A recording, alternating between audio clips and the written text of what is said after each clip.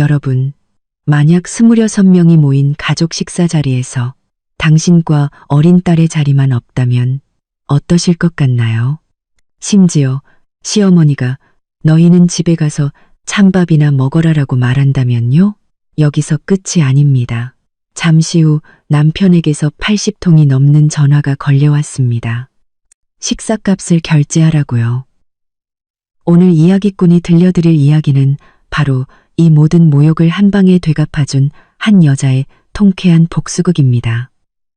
엄마, 저기 우리 자리 맞지? 딸 예나의 앳된 목소리가 귓가에 울렸습니다. 아이는 제 옷자락을 작은 손으로 꼭 쥔 채 고개를 들어 커다란 눈으로 저를 올려다봤습니다. 그 눈에는 오늘 가족 모임에 대한 기대감과 함께 쉽사리 눈치채기 힘든 약간의 불안감이 섞여 있었습니다. 아이가 가리키는 곳을 따라 시선을 옮겼습니다. 그곳에는 26명은 좋게 앉을 수 있는 거대한 원형 테이블이 있었습니다. 테이블은 이미 빈자리를 찾기 힘들 정도로 꽉 차 있었고 먹음직스러운 음식들이 절반 이상 차려져 있었습니다. 화려한 색감과 맛있는 냄새를 풍기는 음식들 위로 김이 모락모락 피어오르며 웃고 떠드는 사람들의 얼굴을 아른거리게 비췄습니다. 바로 제 남편 이지훈의 가족, 저의 시댁 식구들이었습니다. 고모, 이모, 삼촌, 외삼촌, 숙모, 외숙모, 그리고 사촌들까지 정말 시끌벅적하고 화기애애한 분위기였죠. 하지만 그 소란스럽고 빽빽한 공간 속에서 유독 출입문 정면의 상석 아래 두 자리가 덩그러니 비어 있었습니다. 예나는 그 자리가 우리를 위한 것이라고 생각했겠지만 그건 우리를 위한 행운이 아니라 교묘하게 준비된 치욕의 자리였습니다. 저희가 늦었냐고요? 아닙니다. 시어머니 김귀분 여사가 직접 전화를 걸어 아주 중요한 손님을 먼저 맞이해야 하니 예약 시간보다 30분 늦게 오라고 절대 거절할 수 없는 단호한 목소리로 지시했습니다. 저와 예나는 정확히 약속된 시간에 도착했지만 소위 말하는 중요한 손님은 애초에 존재하지도 않았습니다. 식사는 이미 시작되었고 우리 모녀에게 남겨진 것은 모든 사람의 시선이 집중되는 이 텅 빈자리뿐이었습니다. 식당룸에 들어서는 순간 제 심장은 마치 한겨울 얼음 창고에 던져진 것처럼 차갑게 얼어붙었습니다. 룸 안은 난방이 잘 되어 후끈했고 술잔이 오가는 분위기는 더할 나위 없이 뜨거웠습니다. 하지만 저와 예나를 향하는 모든 시선에는 동정과 조롱, 그리고 나와는 상관없는 일이라는 냉담함이 뒤섞여 있었습니다. 제 남편 이지훈은 시어머니의 바로 오른쪽 자리에 앉아 당숙 한 분에게 살갑게 술을 따르고 있었습니다. 집에서는 단 한 번도 본 적 없는 아부와 아첨이 가득한 미소를 띤 채로 말이죠. 그는 마치 저와 예나가 길을 잘못 든 이방인이라도 되는 양 고개 한 번 들지 않았습니다. 유라야, 예나야, 왔구나. 드디어 시어머니 김귀분 여사가 입을 열었습니다. 곱게 관리된 얼굴에는 완벽하게 계산된 미소가 걸려 있었고 목소리는 높지도 낮지도 않았지만 테이블에 앉은 모든 사람을 조용히 시키기엔 충분했습니다. 모든 시선이 일제히 우리 모녀에게로 향했습니다. 하지만 그 미소는 눈가에는 전혀 닿지 않는 정교하게 그려진 가면과도 같았습니다. 어머니, 저희는 어디 앉으면 될까요? 저는 최대한 목소리가 떨리지 않게 노력하며 예나의 손을 살짝 더 꽉 쥐었습니다. 아이에게 힘이 되어주기 위해서, 그리고 저 자신에게도 힘을 주기 위해서였습니다. 저는 스스로에게 되뇌었습니다. 박유라, 참는 거야. 예나를 위해서, 이 불안정하지만 겉으로나마 완전해 보이는 가정을 위해서 딱 한 번만 더 참자. 시어머니는 텅 빈 두 자리를 가볍게 훑어본 뒤 제 얼굴에 시선을 고정했습니다. 그 눈빛에는 숨길 수 없는 경멸이 담겨 있었죠. 아, 그 두 자리는 내 시누이랑 남자친구 자리야. 오는 길에 차가 막혀서 이제 곧 도착할 거야. 보다시피 자리가 꽉 찼네. 미안해서 어쩌지? 그냥 예나 데리고 먼저 집에 가보는 게 어떻겠니? 집에 가라고요? 저는 주위를 둘러봤습니다. 이렇게 넓은 방, 26명이나 모인 이 성대한 잔치에 우리 모녀가 앉을 자리는 단 2개도 없다는 말인가요? 예나는 아직 어린아이였습니다. 아이는 억울한 듯 제 소매를 잡아당기며 울먹이는 목소리로 말했습니다. 할머니, 저랑 엄마는 어디 앉아요? 예나 배고파요. 아이의 순진한 한마디는 마치 날카로운 칼날처럼 이 위선적인 평온을 단숨에 갈라버렸습니다. 시어머니의 얼굴에서 미소가 순식간에 사라지고 참을 수 없다는 듯한 차가운 표정이 그 자리를 대신했습니다. 그녀는 몸을 숙여 마치 다정한 할머니인 척. 하지만 주변 몇몇 사람들에게는 똑똑히 들릴 정도의 목소리로 예나에게 말했습니다. 예나야, 착하지? 할머니 말 잘 들어야지. 집에 가면 부엌에 점심때 먹다 남은 반찬이랑 밥 있잖니. 너랑 엄마랑 가서 그거 데워서 대충 한 끼 먹으렴. 오늘은 사람이 너무 많아서 너희들 몫은 준비를 못했네. 남은 밥. 그 2글자는 독을 바른 바늘처럼 제 고막을 날카롭게 찔렀고 제 마지막 이성의 끈을 끊어버렸습니다. 루마는 완전히 조용해졌습니다. 수저 부딪히는 소리조차 사라졌죠. 모두가 동작을 멈추고 복잡한 표정으로 우리를 쳐다봤습니다. 놀라움, 고소함, 무관심. 하지만 그 누구도 우리를 위해 한마디 해주는 사람은 없었습니다. 이지훈이 마침내 고개를 들었습니다.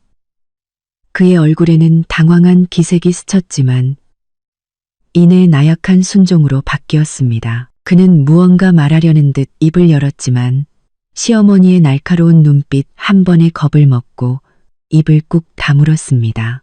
심지어 무의식적으로 제 시선마저 피했습니다. 그 순간 저는 제 심장이 산산조각 나는 소리를 똑똑히 들었습니다.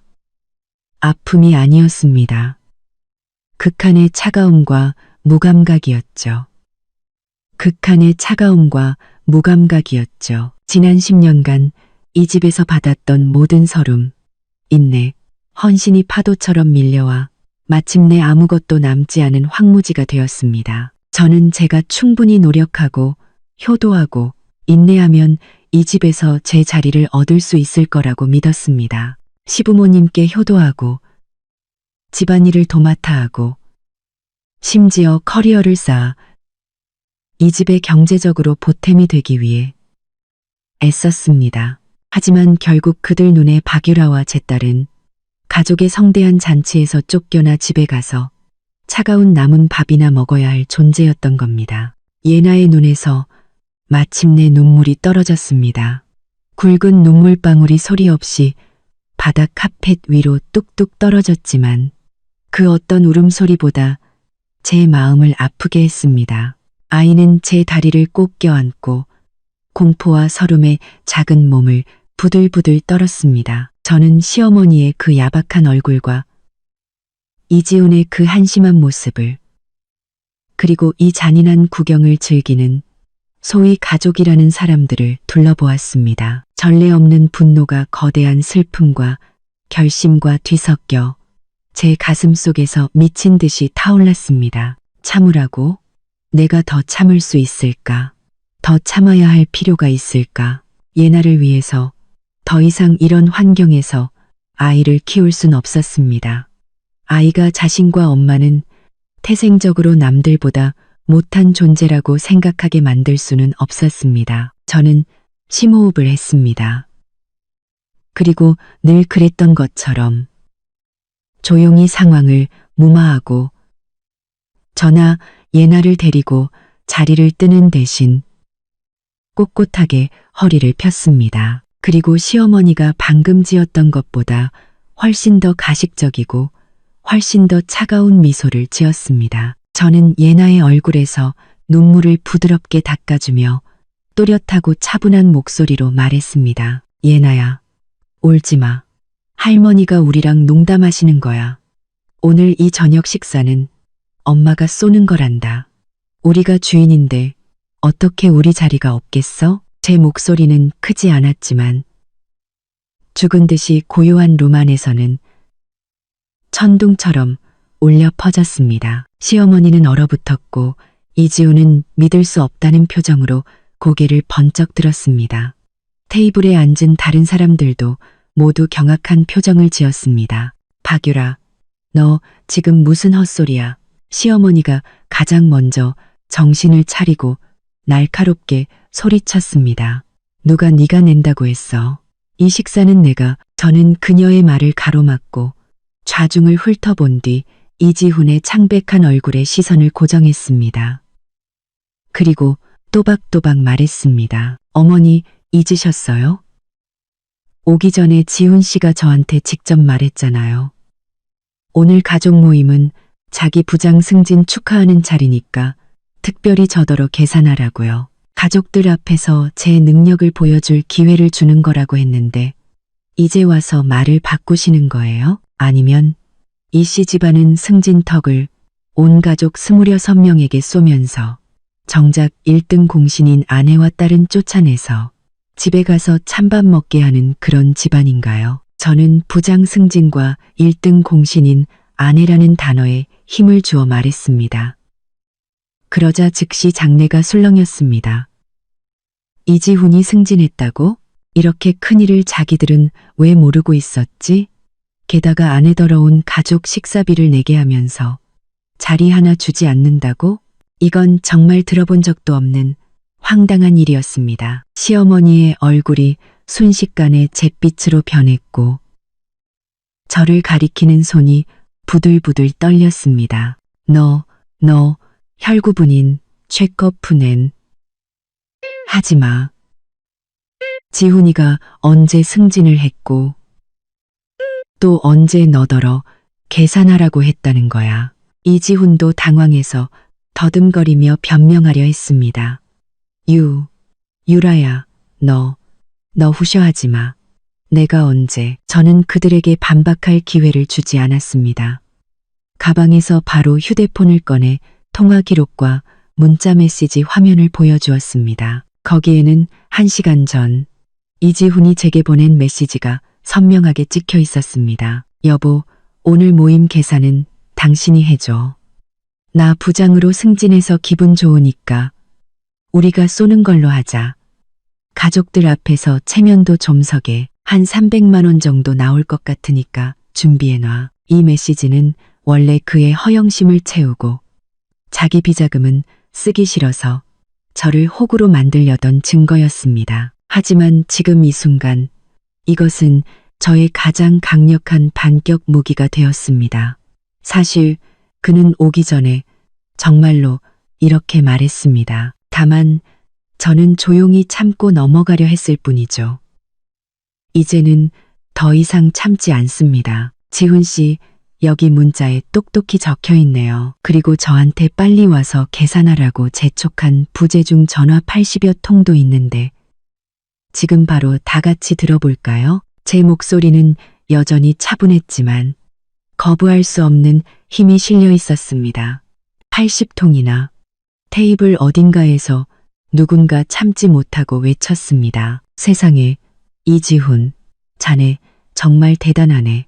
부장 됐다고 아내를 무슨 하녀처럼 불러서 돈만 내게 하고 자리도 안 준다고? 귀분 씨. 이게 대개 손님 접대 방식이에요. 아니지. 며느리 대하는 방식인가? 어쩐지 유라 씨를 애까지 데리고 늦게 오라고 하더라니.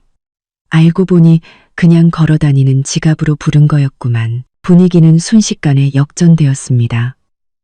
방금 전까지 차가운 눈으로 구경하던 친척들은 이제 시어머니와 이지훈을 경멸과 비난이 가득한 눈으로 쳐다봤습니다. 그들은 저를 좋아하지 않을지는 몰라도 이렇게 뻔뻔하고 위선적인 행동은 더더욱 참을 수 없었던 겁니다. 특히 이지훈의 승진 소식을 구박받는 며느리인 제 입을 통해 처음 알게 되었다는 사실이 그들의 자존심을 더욱 상하게 했습니다. 시어머니는 분노로 온몸을 떨며 한마디도 하지 못했습니다. 이지훈은 얼굴이 잿빛이 되어 쥐구멍에라도 숨고 싶은 심정이었습니다. 저는 그들을 차갑게 바라보며 전에 없던 통쾌함을 느꼈습니다. 지난 10년간의 인내가 마치 이 순간을 위해 응축되어 폭발하는 것 같았습니다. 저는 몸을 숙여 아직 흐느끼고 있는 예나를 안아 올렸습니다.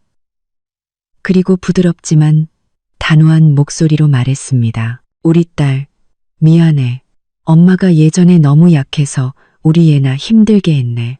오늘부터는 절대 그런 일 없을 거야. 그리고 저는 고개를 들어 잿빛이 된 시어머니와 겁에 질린 남편을 포함한 모든 사람을 훑어보았습니다.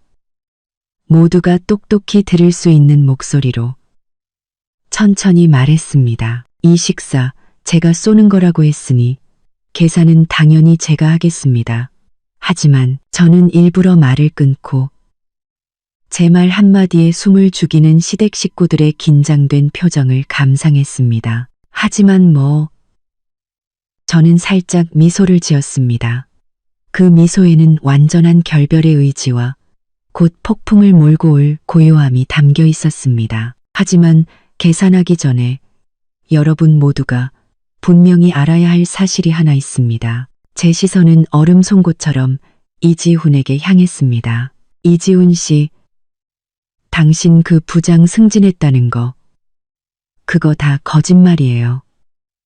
당신 지난주에 회사에서 권고사직 당했잖아요. 지난번 프로젝트에서 공금 3천만 원을 횡령한 것 때문에요. 소송 당할 뻔한 걸 제가 제 모든 적금을 깨고 저희 오빠한테까지 부탁해서 겨우 그 구멍을 메워준 덕분에 고소만 면한 거고요. 당신은 온 가족을 속이고 계속 회사에 다니는 척했고 심지어 오늘 승진했다는 거짓말까지 하면서 저를 불러 당신 체면을 세우려 했죠. 저는 잠시 말을 멈추고 순식간에 종이처럼 하얗게 질려 쓰러질 것 같은 이지훈의 얼굴과 하늘이 무너지는 듯한 시어머니의 표정을 무시한 채 마지막 폭탄을 던졌습니다. 그러니 오늘 이 26명의 성대한 잔치값을 방금 남편의 거액 횡령금을 대신 갚아주고 이제 곧 싱글맘이 될지도 모르는 제가 낼 필요가, 낼 능력이, 그리고 낼 기분이 있을까요?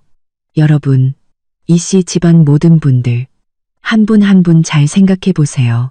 이 저녁 식사 과연 누가 계산해야 할까요? 제 말이 끝나자 룸 안에는 죽음과 같은 정적이 흘렀습니다. 방금 전까지 이지훈을 비난하던 친척들을 포함한 시댁 식구 전원이 마치 주문에 걸린 듯 입을 떡 벌린 채 완전히 얼어붙었습니다. 한 분 한 분 잘 생각해 보세요. 이 저녁 식사 과연 누가 계산해야 할까요? 제 마지막 말은 마치 깊은 연못에 던져진 거대한 돌멩이처럼 예상했던 격렬한 파문을 일으키는 대신 오히려 숨막히는 절대적인 정적을 가져왔습니다. 시간이 멈춘 것 같았습니다. 거대한 룸 안에는 중앙 에어컨의 미세한 바람 소리와 테이블 위 음식에서 피어오르다 쓰러지는 김의 움직임만이 존재했습니다. 26명, 26개의 각기 다른 표정은 지금 이 순간 믿을 수 없는 충격이라는 하나의 주제로 통일되었습니다. 저는 상석에 앉은 시아버지 이민국 씨의 얼굴을 똑똑히 볼 수 있었습니다. 늘 엄숙하고 가장으로서의 위엄을 지키려 애쓰던 그의 얼굴이 붉게 달아올랐다가 순식간에 잿빛으로 변했습니다. 술잔을 쥔 손가락 마디는 너무 힘을 준 나머지 하얗게 질려 있었고 잔이 미세하게 떨려 안에 소주가 넘칠 듯했습니다. 그의 입술은 파르르 떨렸고 시선은 저와 이지훈 사이를 오가며 이 모든 것이 끔찍한 농담이라는 증거를 찾으려는 듯했습니다. 하지만 그는 실패했습니다. 결국 그는 의자 등받이에 힘없이 기대었고 마치 한순간에 모든 기력을 빼앗긴 사람처럼 보였습니다. 시어머니 김기분 여사의 반응이 가장 격렬했습니다. 그녀의 눈은 동그랗게 부릅떠져 핏발이 서 있었고 저를 죽일 듯이 쏘아봤습니다. 만약 눈빛으로 사람을 죽일 수 있다면 저는 이미 온몸에 구멍이 뚫렸을 겁니다. 그녀의 가슴은 풀무질하듯 격하게 오르내리며 씩씩거리는 거친 숨소리를 냈습니다. 그녀는 떨리는 손가락으로 저를 가리키며 한참 만에야 목구멍에서 찢어질 듯 날카로운 비명을 짜냈습니다. 박유라, 이 미친 것이 너 지금 헛소리하는 거야. 이 독한 것, 내 아들을 죽이려고 작정했어? 우리 집안을 망치려고 들어? 그녀는 미친 사람처럼 벌떡 일어나 제게 달려들어 머리채라도 잡을 기세였습니다. 하지만 그녀 옆에 앉아있던 줄곧 말이 없던 시누이 이지수 씨가 무의식적으로 그녀를 붙잡는 바람에 그녀는 가까스로 실성한 모습을 보이는 것은 면했습니다. 하지만 그 행동이 오히려 그녀를 더 격분시킨 듯 그녀는 분노의 화살을 시누이에게 돌렸습니다. 너 이거 안 나? 저 천하의 몹쓸 것이 내 동생을 어떻게 모함하는지 못 들었어? 이지수 씨는 어색하게 손을 거두며 몹시 난처한 표정을 지었습니다. 그녀는 복잡한 눈빛으로 저를 한번 쳐다보더니 이내 고개를 푹 숙였습니다. 늘 약삭빠른 그녀는 지금쯤 이 일이 자기 집에 미칠 영향을 빠르게 계산하고 있을 겁니다. 그리고 이 폭풍의 중심에 있는 제 남편 이지훈은 그야말로 벼락을 맞은 모습이었습니다. 그의 얼굴에서는 핏기가 완전히 사라져 식당 벽보다도 하얗게 질렸습니다. 식은땀이 순식간에 관자놀이를 적셔 뺨을 타고 흘러내렸습니다. 그는 입을 벌린 채 목구멍에서 허 하는 의미 없는 소리만 냈습니다. 눈빛은 초점을 잃고 극한의 공포와 절망으로 가득 차 있었습니다. 그는 저를 보려 했지만 시선은 허공을 헤맬 뿐이었습니다. 결국 그는 꼬리가 밟힌 고양이처럼 벌떡 뛰어 일어났고 동작이 너무 컸던 탓에 뒤에 있던 의자가 쾅하는 요란한 소리를 내며 넘어졌습니다. 이 고요한 공간에서 그 소리는 유난히 귀를 찢는 듯 했습니다. 박유라, 너 미쳤어. 너 지금 무슨 헛소리를 하는 거야. 나 그런 적 없어. 어머니, 쟤 미쳤어요. 자리가 없다고 앙심을 품고 일부러 거짓말하는 거예요. 그는 극도의 공포의 목소리가 뒤틀리고 갈라져 우스꽝스럽고도 비참하게 들렸습니다. 저는 그가 버리는 발악을 차갑게 지켜봤습니다. 제 마음은 한없이 평온했고 심지어 약간의 연민마저 느껴졌습니다. 이게 바로 제가 10년을 함께 산 남자였습니다. 진실 앞에서 이렇게나 볼품없이 무너지는 사람이었죠. 저는 아직 더 확실한 증거들, 예를 들어 친구를 통해 구한 인사팀의 권고사직 이메일 캡처나 그가 제 앞에 무릎 꿇고 살려달라고 빌며 울부짖던 녹음 파일 같은 것은 꺼내지도 않았습니다. 그저 이렇게 사람들 앞에서 사실을 밝혔을 뿐인데 그는 이미 제 풀에 무너져 맨 얼굴을 드러내고 말았습니다. 예나는 제 품에 꼭 안겨 제 목덜미에 작은 얼굴을 묻고 있었습니다. 아이의 몸은 여전히 가늘게 떨렸습니다. 하지만 저는 아이가 이 광경을 봐야 한다고 생각했습니다. 나약한 아버지와 야박한 할머니가 진실 앞에서 어떻게 무너지는지를 똑똑히 봐야 했습니다. 저는 아이에게 알려주고 싶었습니다. 거짓말과 억압은 언젠가는 반드시 이렇게 만천하에 드러난다는 것을요. 제가 헛소리를 한다고요? 저는 예나의 등을 부드럽게 쓰다듬으며 나지막하지만 모두의 귀에 똑똑히 들리는 목소리로 말했습니다. 이지훈 씨, 지금 당장 당신의 전 직속상관이었던 이 부장님께 전화를 걸어 확인해 볼까요?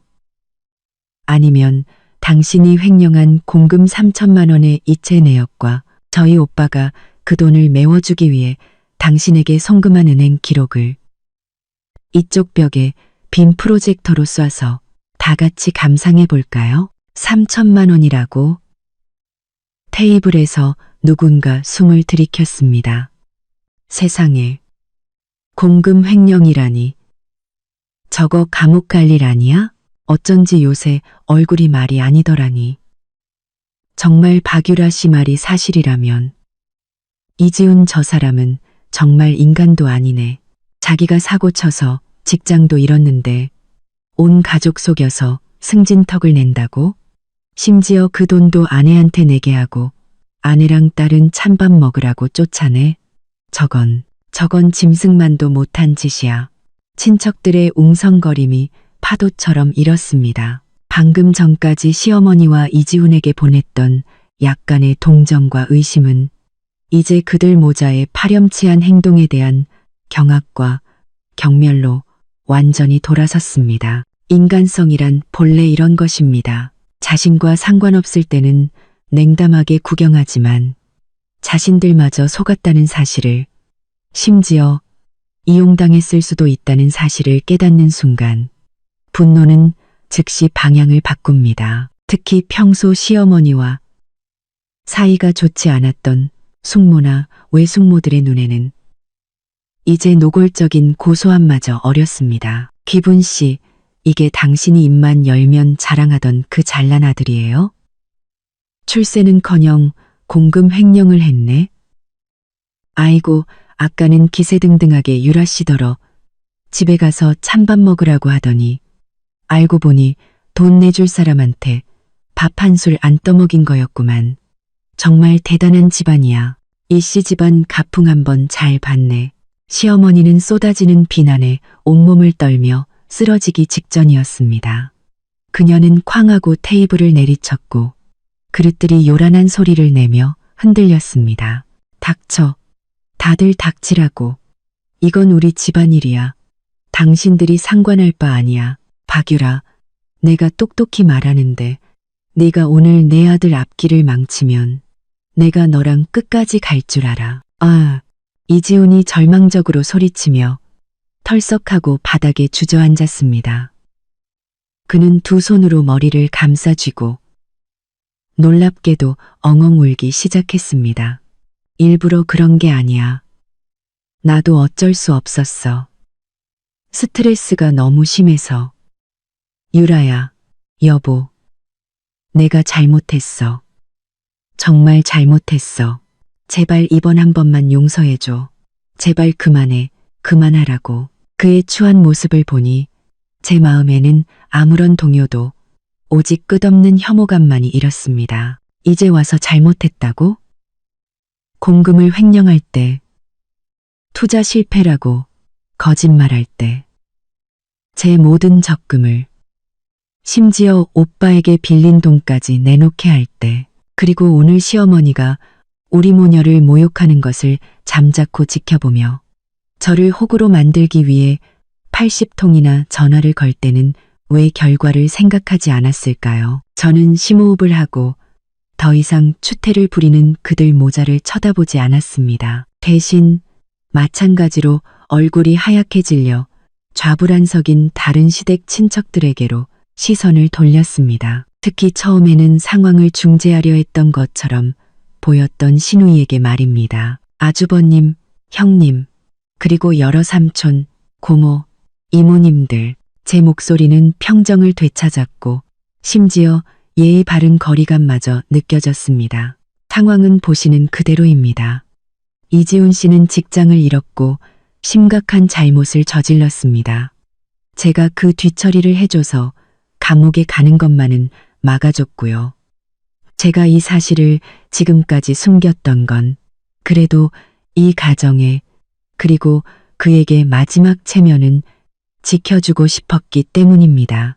하지만 저는 몰랐습니다. 제 인내가 감사는커녕 더 심한 모욕으로 돌아올 줄은요. 저는 잠시 말을 멈추고 품에 안긴 예나가 조금 진정된 듯 살짝 몸을 움직이는 것을 느꼈습니다. 오늘 이 저녁 식사는 원래 이지훈 씨가 자신의 가소로운 허영심을 채우기 위해 저를 속여 계산하게 하려던 한편의 희극이었습니다. 이제 진실이 밝혀졌으니 상식적으로나 도의적으로나 방금 여러분에게 집에 가서 찬밥이나 먹으라는 말을 들은 외부인인 제가 이 돈을 낼 이유는 없다고 생각합니다. 이 계산을 어떻게 할지는 각자 나눠서 내시든 아니면 여러분이 씨 집안에서 알아서 상의하시든 저는 더 이상 관여하지 않겠습니다. 말을 마친 저는 예나를 안고 단호한 걸음으로 룸문을 향해 걸어갔습니다. 조금의 미련도 없었습니다. 박유라, 너 거기 안 서? 시어머니가 등 뒤에서 날카롭게 소리쳤습니다. 네가 그냥 이렇게 가버릴 것 같아? 어림없어. 이 일 똑바로 해결 안 하면 너 한 발짝도 못 나갈 줄 알아. 저는 걸음을 멈췄지만 돌아보지는 않았습니다. 그저 담담하게 말했습니다. 어머니, 뭐가 더 불분명한데요? 공금 횡령 과정이 불분명한가요? 아니면 아드님이 해고당한 이유가 불분명한가요? 필요하시다면 제가 모든 증거를 제공해 드릴 수 있습니다. 심지어 경찰 조서 사본까지도요. 하지만 지금은 제 딸 예나를 데리고 정상적인 사람들이 먹는 음식을 먹으러 가야겠습니다. 아이가 너무 놀랐거든요. 경찰이라는 두 글자는 마치 번개처럼 룸 안의 모든 사람을 다시 한번 강타했습니다. 이지훈의 울음소리가 멎고 공포에 질린 신음으로 바뀌었습니다. 시어머니도 목이 졸린 듯 순간 말을 잃었습니다. 저는 더 이상 그들을 상대하지 않고 묵직한 룸문을 열었습니다. 문 밖에는 안에 소란을 들었는지 복도 직원이 조심스럽게 안을 살피고 있었습니다. 제가 나오자 그는 황급히 고개를 숙였습니다. 저는 예나를 안고 부드러운 카펫이 깔린 복도를 걸었습니다. 등 뒤에는 죽음처럼 고요한 룸과 곧 터져나올 더 큰 혼란이 남아 있었습니다. 제가 떠난 후 그곳에서는 분명 이전 투구의 난장판이 벌어질 겁니다. 그 비싼 저녁 식사값을 누가 낼 것인지, 이지훈의 앞날은 어떻게 될 것인지, 이씨 집안의 체면은 어떻게 회복할 것인지가 이제 그들의 가장 골치 아픈 문제가 될 테니까요. 그리고 저 박유라는 마침내 이 위선적인 가정의 가면을 제 손으로 찢고 제 딸과 함께 그 숨막히는 얼음 동굴에서 걸어 나왔습니다. 바깥 공기는 유난히 상쾌하게 느껴졌습니다. 저는 고개를 숙여 예나의 이마에 입을 맞추고 부드럽게 말했습니다. 우리 딸, 이제 무서워하지 마. 엄마가 예나가 제일 좋아하는 피자랑 아이스크림 사줄게. 알았지? 예나가 고개를 들었습니다. 커다란 눈에는 아직 눈물이 그렁그렁했지만 아까와 같은 공포는 없었습니다. 대신 왠지 모를 의존과 희미한 빛이 감돌았습니다. 아이는 힘차게 고개를 끄덕이며 작은 목소리로 말했습니다. 엄마, 진짜 멋있어. 그 한마디에 모든 서름과 분노가 위로받는 듯 했습니다. 제 딸을 위해서 저는 정말 옳은 선택을 한 것입니다. 호텔 로비로 나와 휴대폰을 켰습니다. 그러자 수많은 문자 메시지와 부재중 전화 알림이 미친 듯이 울렸습니다. 대부분 이지훈과 시어머니에게서 온 것이었습니다.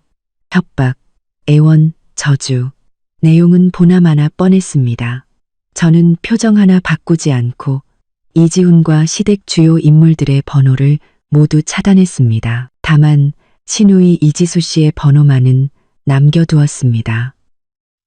그녀는 아직 이성이 남아있을지도 모르고 혹은 그들의 후속 반응을 파악할 창구가 필요할지도 모르니까요. 그리고 저는 오빠 발현우에게 메시지를 보냈습니다. 오빠, 나 예나 데리고 나왔어.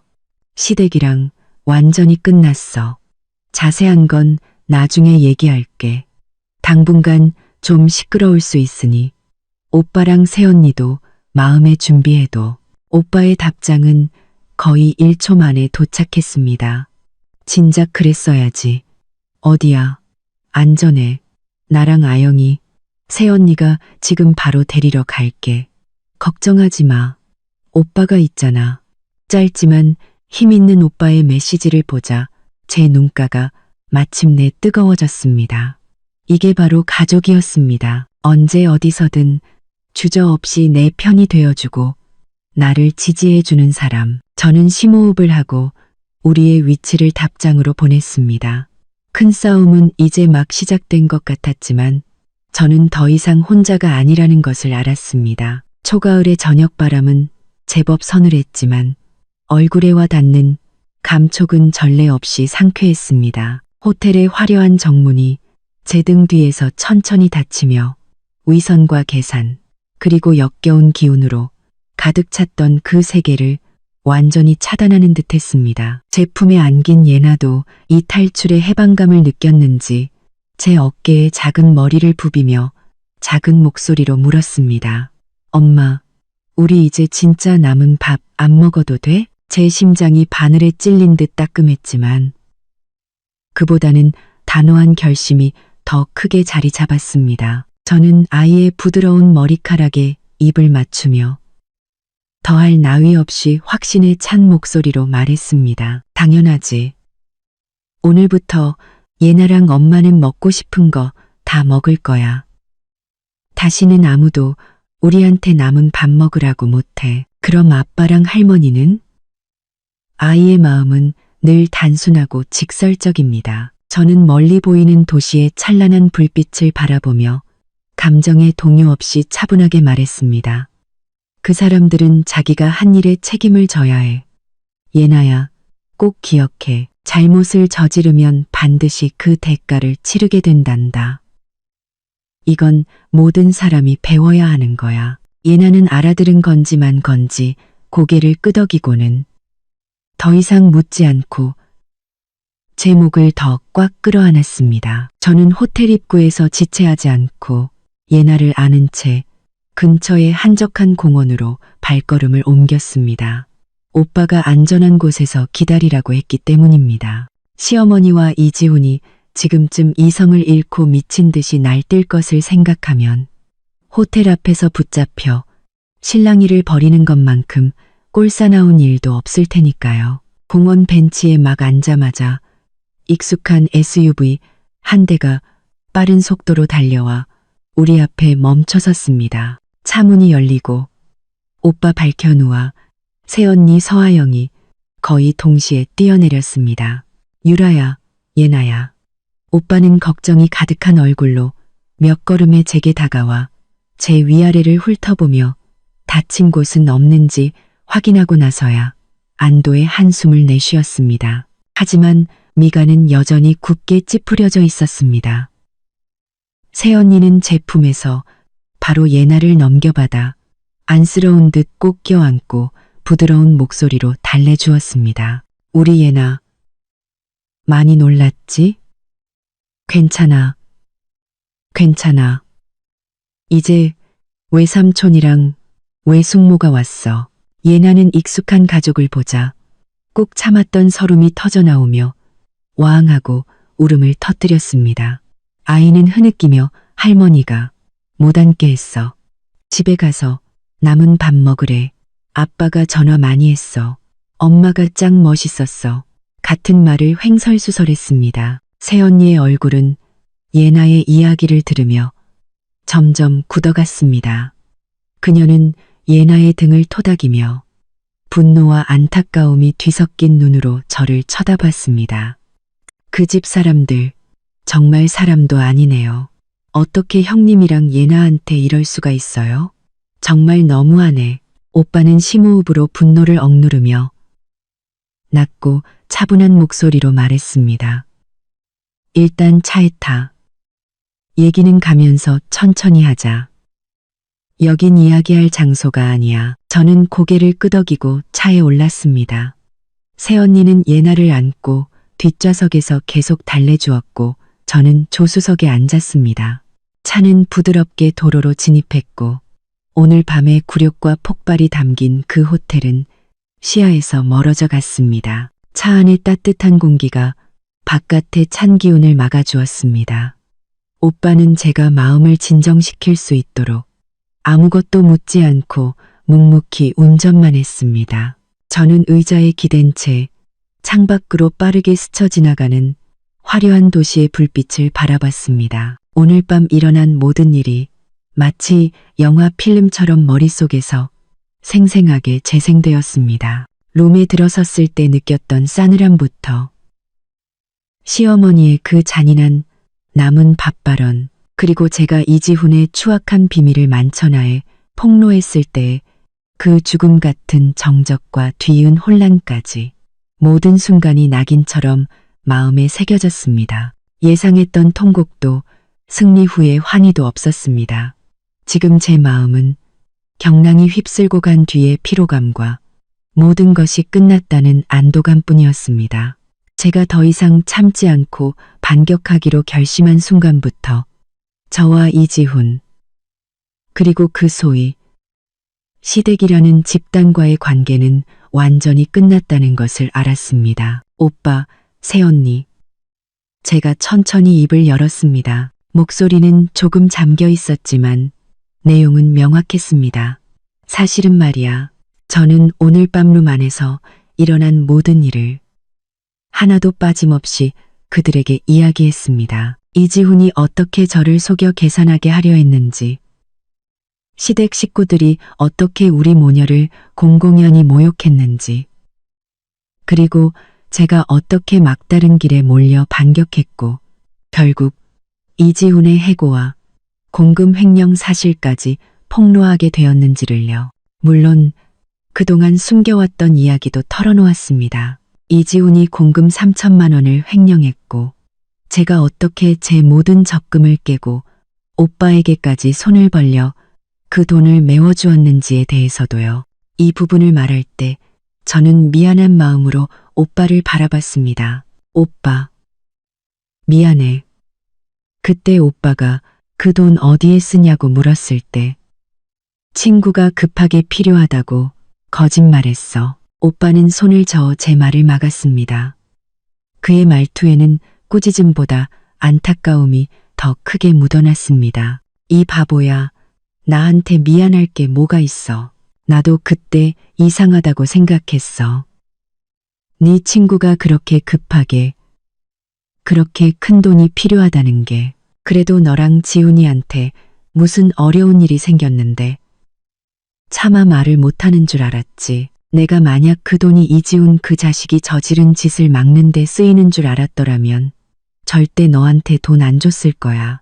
그냥 감옥에나 가라고 했을 텐데. 뒷좌석의 새언니도 분개하며 말했습니다. 맞아요, 형님. 너무 바보같이 착했어요. 그런 일을 어떻게 혼자 숨기고 자기 돈까지 다 쏟아부어요. 그 집 사람들이 고맙다고 한마디라도 했어요? 하긴 뭘 해.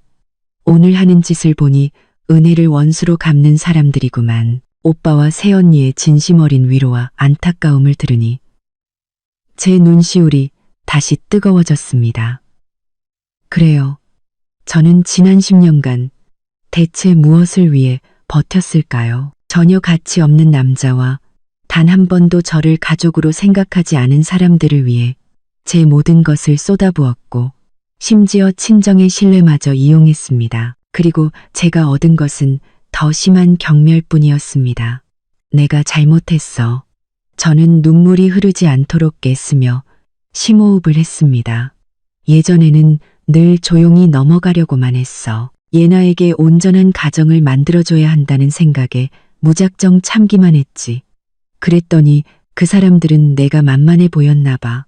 오늘은 정말 더 이상 참을 수가 없었어. 특히 예나가 그렇게 무서워하고 억울한 눈으로 나를 쳐다보는데 내 딸을 그런 환경에서 자라게 할 수는 없었어. 엄마랑 자기는 늘 남들보다 못한 존재라고 생각하게 만들 순 없었으니까. 잘했어. 오빠가 단호하게 말했습니다. 진작 그랬어야지. 참고 산다고 존중해 주는 거 아니야.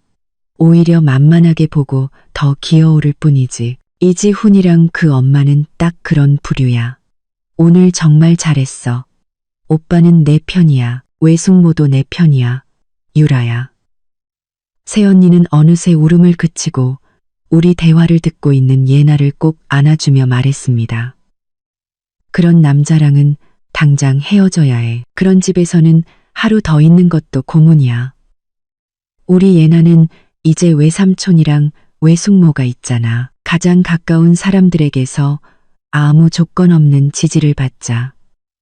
제 마음을 짓누르던 가장 큰 돌덩이가 내려앉는 듯 했습니다. 감정이 가라앉아 이성이 빠르게 돌아왔습니다.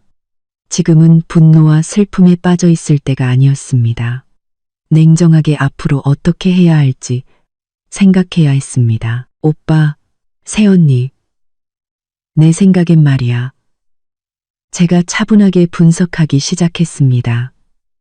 오늘 일이 이렇게 커졌으니 시댁 쪽에서 가만히 있지 않을 거야. 이지훈이 공금 횡령한 사실이 사람들 앞에서 다 드러났으니 그와 시어머니는 이제 온 집안의 웃음거리이자 골칫덩어리가 됐을 거라고. 아마 궁지에 몰린 쥐처럼 발악할지도 몰라. 오빠가 차갑게 코웃음을 쳤습니다. 발악? 걔들이 뭘 어쩔 건데? 이지훈은 자기 잘못이 있으니 큰 소리 못 칠 거고. 그 엄마라는 사람은 고작 소리나 지르는 할머니인데 뭘 어쩌겠어. 걱정하지 마. 오빠가 있는데 걔들이 내 손가락 하나 못 건드리게 할 테니까. 난 그 사람들이 폭력을 쓸까봐 걱정하는 게 아니야. 저는 고개를 저었습니다. 예나를 걸고 넘어지거나 재산 분할 문제로 진흙탕 싸움을 만들까봐 걱정돼. 그리고 오늘 그 저녁 식사 값고 26명이 고급 식당에서 먹었으니 적은 돈이 아닐 거야. 이제 진실이 밝혀졌으니 그 돈을 새언니가 즉시 말을 받았습니다. 그 돈은 당연히 그 집에서 내야지. 설마 형님한테 내라고 하겠어요? 꿈도 크네. 성도 꿈도 크네. 원래는 그게 맞지. 제가 골똘히 생각하며 말했습니다. 하지만 김기분 여사와 이지훈 성격이라면 분명 나한테 계속 연락해서 괴롭힐 거야. 심지어 내가 자기들을 모함했다며 이혼을 빌미로 그 식사값을 나한테 떠넘기려 할지도 몰라. 난 그 사람들을 너무 잘 알아. 억지 부리는 데는 선수들이니까. 오빠의 미간이 찌푸려졌습니다. 증거는 있어? 이지훈이 너한테 돈 내라고 한 문자나 전화 기록 같은 거 있어. 저는 확신에 차서 고개를 끄덕였습니다. 문자 메시지 캡처랑 통화 기록 다 저장해 놨어. 그리고 그때 녹음도 했어. 녹음? 오빠와 새언니가 놀라서 저를 쳐다봤습니다. 저는 휴대폰을 꺼내 오디오 파일을 재생했습니다. 그 안에서는 시어머니가 예나에게 집에 가서 남은 밥이나 먹으라고 말하는 목소리와 그 후 제가 진실을 폭로할 때 루만의 소란스러운 소리가 똑똑히 흘러나왔습니다. 시어머니가 남은 밥 얘기를 꺼내는 순간부터 저도 모르게 녹음 버튼을 눌렀어. 혹시 나중에 딴소리 할까봐 증거라도 남겨야겠다고 생각했지. 극도의 분노와 실망 속에서 저도 모르게 마지막 방어선을 친 셈이었습니다. 지금 생각하니 정말 잘한 일이었습니다. 오빠의 눈에 칭찬의 빛이 스쳤습니다. 잘했다, 유라야. 이 녹음 파일이랑 문자 기록만 있으면 소송을 해도 우리가 무조건 이겨. 그 밥값 절대 너한테 떠넘기지 못할 거야. 그가 잠시 말을 멈추고 진지한 목소리로 물었습니다. 지금 가장 중요한 건 네가 앞으로 어떻게 할지 결정하는 거야. 일단 우리 부모님 댁으로 가 있을래? 아니, 부모님 댁으로는 안 갈래. 제가 즉시 말했습니다. 두 분 다 연세도 많으시고 심장도 안 좋으신데 괜히 걱정 끼쳐드리고 싶지 않아. 그리고 시댁에서 혹시라도 찾아가서 난동이라도 부리면 두 분이 놀라시는 게 더 큰일이야. 저희 부모님은 보수적인 분들이라 제가 이런 식으로 이혼하게 된 것을 알면 충격을 받으실 게 뻔했습니다. 일단은 숨기는 게 나았습니다. 그럼 우리 집으로 가자. 새언니가 바로 제안했습니다. 우리 집이 예나 유치원이랑도 가깝고 마침 나 요즘 휴가라 예나 돌봐줄 수도 있어. 형님도 푹 쉬면서 앞으로 어떻게 할지 천천히 생각해봐. 저는 고맙다는 눈으로 새언니를 바라보며 거절하지 않았습니다. 지금은 예의를 차릴 때가 아니었습니다. 저에게는 안전한 거처와 앞으로의 계획을 세울 시간이 절실했습니다. 고마워, 새언니. 당분간 신세 좀 질게. 가족끼리 무슨 신세야. 새언니가 타박하듯 말했습니다. 오빠도 고개를 끄덕였습니다. 그래, 아영이네가 안전하겠다. 나는 내일 당장 믿을 만한 변호사 친구 찾아가서 이혼이랑 재산 분할, 그리고 예나 양육권 문제에 대해 상담해 볼게. 미리 준비해서 확실하게 이겨야지. 저는 고개를 끄덕였고 마음이 한결 든든해졌습니다. 변호사도 만나야 하고 그리고 내 통장에 있는 돈도 다 다른 곳으로 옮겨야겠어. 얼마 남진 않았지만 이지훈이 손댈 수 없게 집에 있는 귀중품이랑 서류들도 빨리 챙겨와야 하고 제가 차분하게 앞으로 할 일들을 정리하는 것을 보며 오빠와 새언니의 눈에 안도감이 스쳤습니다.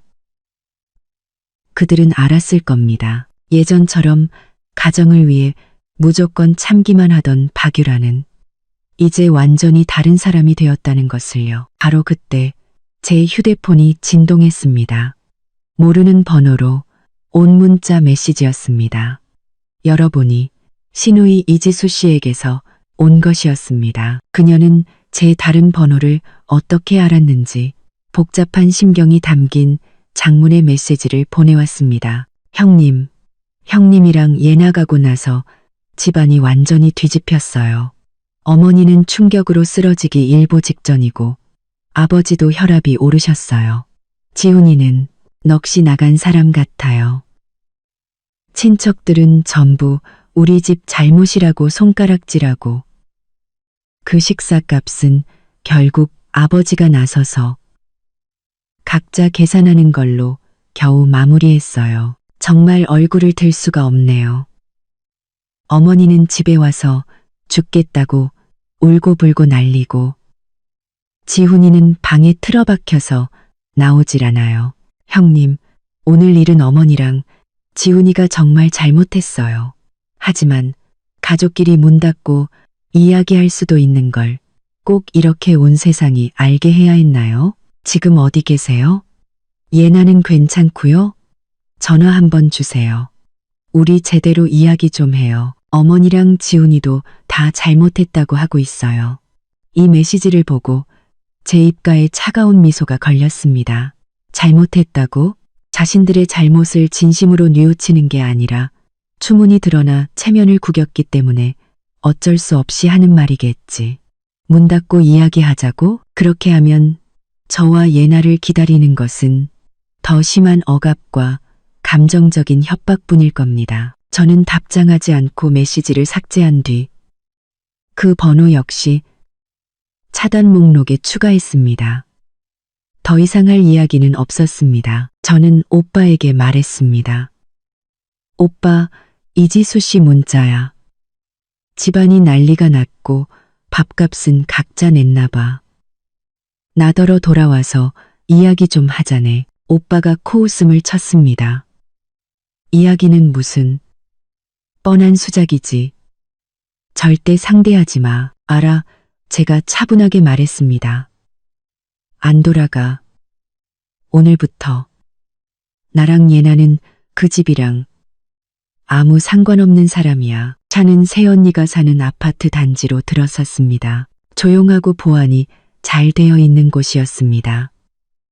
오늘 밤 저와 예나는 마침내 편안한 잠을 잘 수 있을 것 같았습니다. 그리고 박유라의 새로운 인생은 이제 막 시작되었습니다. 앞으로의 길이 순탄하지는 않겠지만 예나가 있고 저를 지지해주는 가족이 있는 한 저에게는 무한한 용기가 있었습니다. 이씨 집안에 몰아칠 광풍은 이제 그들 스스로 감당해야 할 몫이었습니다. 새언니의 집은 따뜻하고 아늑했습니다. 공기 중에는 은은한 향기가 감돌았죠. 그날 밤의 소동과 울음 끝에 지친 예나는 외숙모가 들려주는 다정한 잠자리 동화를 들으며 깊은 잠에 빠졌습니다. 작은 얼굴에는 아직 눈물 자국이 남아 있었지만 찌푸렸던 미간은 편안하게 풀려 있었습니다. 저는 조용히 아이 방문을 닫고 거실로 나왔습니다. 새언니는 제게 따뜻한 우유 한 잔을 건넸고 오빠는 맞은편 소파에 앉아 진지한 표정을 짓고 있었습니다. 유라야, 이제 우리끼리니까 솔직하게 말해봐. 오빠는 예나가 깰까봐 목소리를 낮췄습니다. 너 이지훈이랑 지난 10년 동안 대체 어떻게 산 거야? 그 사람이랑 그 엄마 늘 너한테 그랬어? 따뜻한 우유의 온기가 손바닥에 전해졌지만 제 마음속 10년간 얼어붙었던 땅을 녹이기엔 역부족이었습니다. 저는 오빠와 새언니의 걱정스러운 눈빛을 보며 이제는 마음속 깊이 묻어두었던 상처와 굴욕을 햇볕 아래 꺼내놓아야 할 때라는 것을 알았습니다. 더 이상 숨기고 포장하는 것은 저 자신을 진흙탕 속에 계속 가두는 것 외에 아무 의미도 없었습니다. 저는 심호흡을 하고 창밖의 칠흑 같은 밤하늘을 바라봤습니다. 제 생각도 시선을 따라 멀리 모든 것이 시작되었던 10년 전 그 여름으로 거슬러 올라갔습니다. 오빠, 새언니. 나랑 이지훈 씨는 대학교 선후배 사이였어.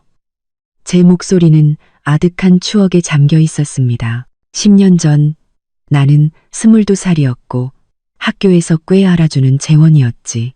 성격이 아주 활발하진 않았지만 그래도 긍정적이고 밝았어. 이지훈 씨는 나보다 한 학년 위 선배였고 학생회 간부에 외모도 훤칠하고 능력도 좋아서 여학생들 사이에서 인기가 많았어. 우리는 동아리 연합 행사에서 만났는데 그 사람이 먼저 다가와서 말을 걸었어.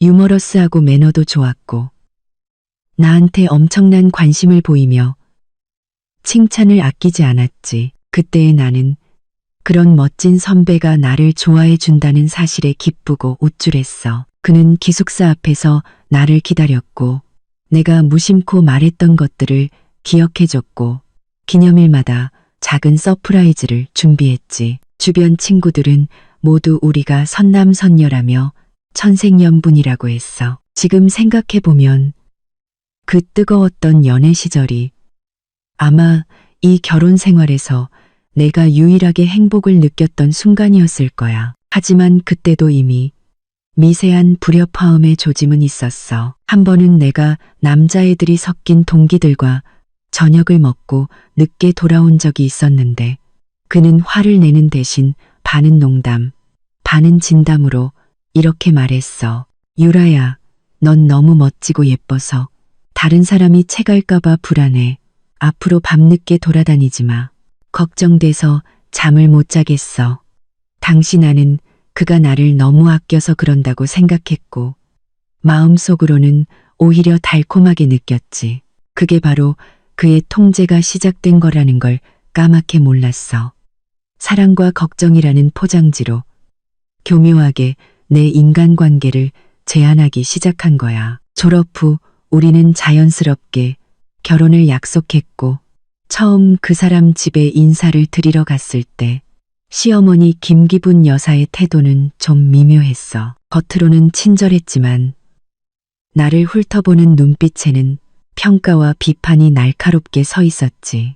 부모님 직업이며 집안 형편을 넌지시 물었고 우리 부모님이 평범한 직장인이라는 걸 듣고 나서는 공무원인 시아버지에 대한 자부심을 드러내며 은근한 우월감을 감추지 않았어. 이지훈 씨는 그런 나를 따로 위로했지. 우리 엄마 원래 저래. 마음에 없는 소리 잘하시는데 아기는 없어. 당신이 좀 이해해줘. 어차피 결혼하면 우리끼리 사는 거고 내가 당신한테 잘할게. 나는 그 말에 속아 넘어갔고 미래의 시어머니 마음에 들기 위해 더 잘해야겠다고 다짐했어. 결혼할 때 우리 집은 예단을 많이 요구하지 않았어. 부모님은 그저 내가 행복하길 바라셨으니까. 신혼집은 양가가 돈을 보태 마련했고 대출금은 나와 이지훈 씨가 같이 갚아나가기로 했지. 하지만 시어머니는 주변에 온통 자기네가 집을 사줬고 우리 집이 분수에 넘치는 결혼을 했다고 떠들고 다녔어. 진짜 변화는 내가 예나를 낳고 나서부터 시작됐어. 시어머니는 뼛속까지 남아선호 사상이 심한 분이었고 내가 딸을 낳았다는 소식을 듣고는 병원에 와서 얼굴 한번 쓱 보더니 표정이 굳어졌어. 예나를 안아보지도 않고 계집애도 괜찮지. 나중에 아들 하나 더 낳으면 되니까. 한마디 툭 던지고는 가버렸어. 산후조리 기간 내내 몸이 안 좋다는 핑계로 나를 거의 돌봐주지 않았고 결국 친정엄마가 휴가를 내고 나를 돌봐주셨어. 이지훈 씨는 어땠냐고? 아빠가 된 기쁨은 시어머니의 불평과 업무 스트레스에 금방 씻겨나갔지. 그는 점점 귀가가 늦어졌고 집에 와서는 피곤하다는 말만 반복하며 나와 예나에게 짜증을 냈어. 내가 육가가 힘들다고 하소연하거나 고부 갈등으로 힘들어할 때면 그는 늘 똑같은 말만 되풀이했지. 우리 엄마 연세도 많으신데 당신이 좀 참으면 안 돼? 원래 말투가 그러시니 그냥 한 귀로 듣고 한 귀로 흘려.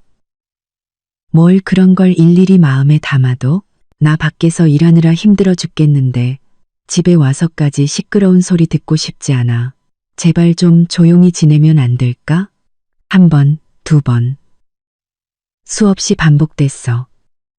나의 하소연은 깊은 우물에 던진 돌멩이처럼 아무런 메아리도 없었지. 그는 언제나 자기 엄마 편이었고 효도와 가정의 평화라는 명분으로 나를 억눌렀어. 점점 나는 그에게 아무것도 털어놓지 않게 됐어.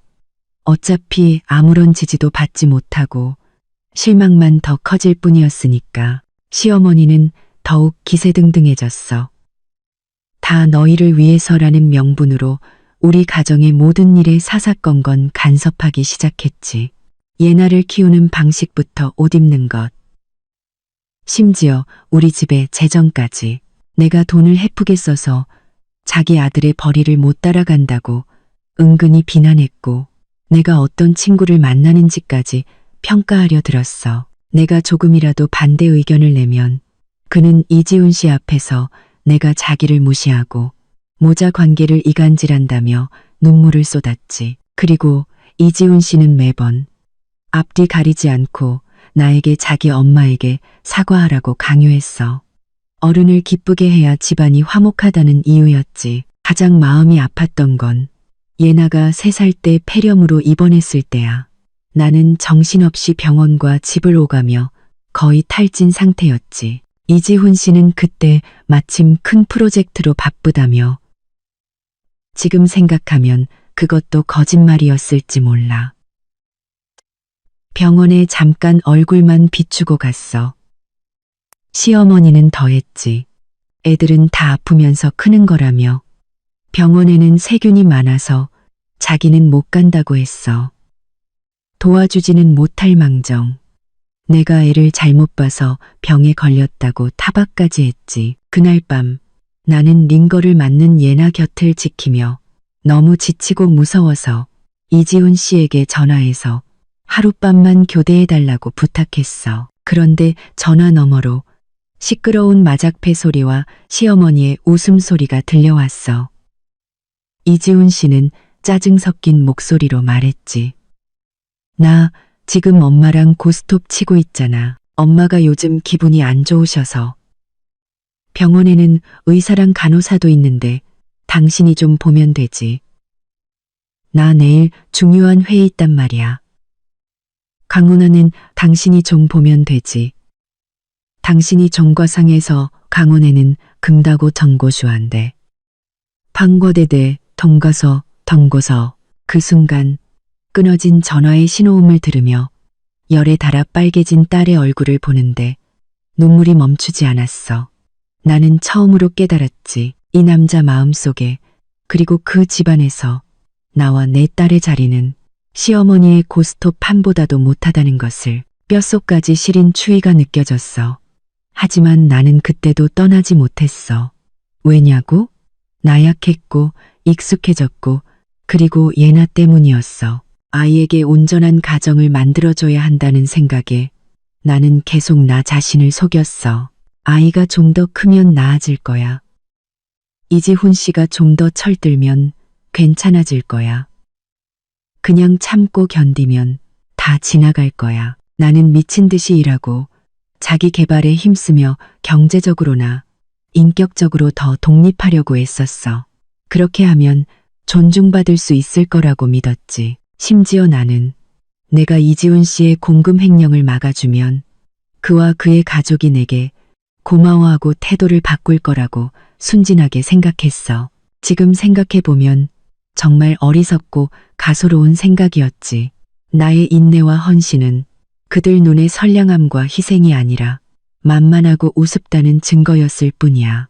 그들은 내 모든 것을 당연하게 받아들이는데 익숙해졌던 거야. 나의 마지노선은 계속해서 뒤로 밀렸고 마침내 오늘 밤 더 이상 물러설 곳이 없는 곳까지 오게 된 거야. 그들은 심지어 우리 모녀에게 저녁 식사 자리 하나 내주기 싫어했고 온 가족 앞에서 집에 가서 남은 밥이나 먹으라는 말까지 서슴지 않았지. 그래서 오빠, 새언니, 그들은 갑자기 나빠진 게 아니야. 원래 그런 사람들이었던 거야. 단지 내가 예전에 필터를 끼고 스스로를 속이며 그 현실을 마주하기를 두려워했을 뿐이야. 저는 조금 식어버린 우유를 한 모금 마시고 썩어 문드러진 결혼의 본질을 계속해서 파헤쳤습니다. 이지훈 씨, 그는 나를 사랑한 게 아니었어. 아니, 그는 자기 자신과 자기 체면만을 사랑했지. 그는 나처럼 학벌, 외모, 직업이 번듯해서 자기 체면을 세워줄 아내가 필요했고 때리면 때리는 대로, 욕하면 욕하는 대로 가만히 있는 하녀가 필요했고 자기가 사고 쳤을 때 뒤처리를 해줄 또 다른 엄마가 필요했던 거야. 그리고 나는 어리석게도 그 모든 역할을 다 해줬지. 시어머니는 그저 못된 시어머니가 아니야. 그는 극도로 이기적이고 통제욕이 강한 사람이야. 아들은 자기 소유물이고 며느리는 그 아들을 빼앗고 자원을 나눠 쓰는 외부인이라고 생각하지. 그래서 온갖 방법으로 나를 억압하고 우리 부부 사이를 이간질했던 거야.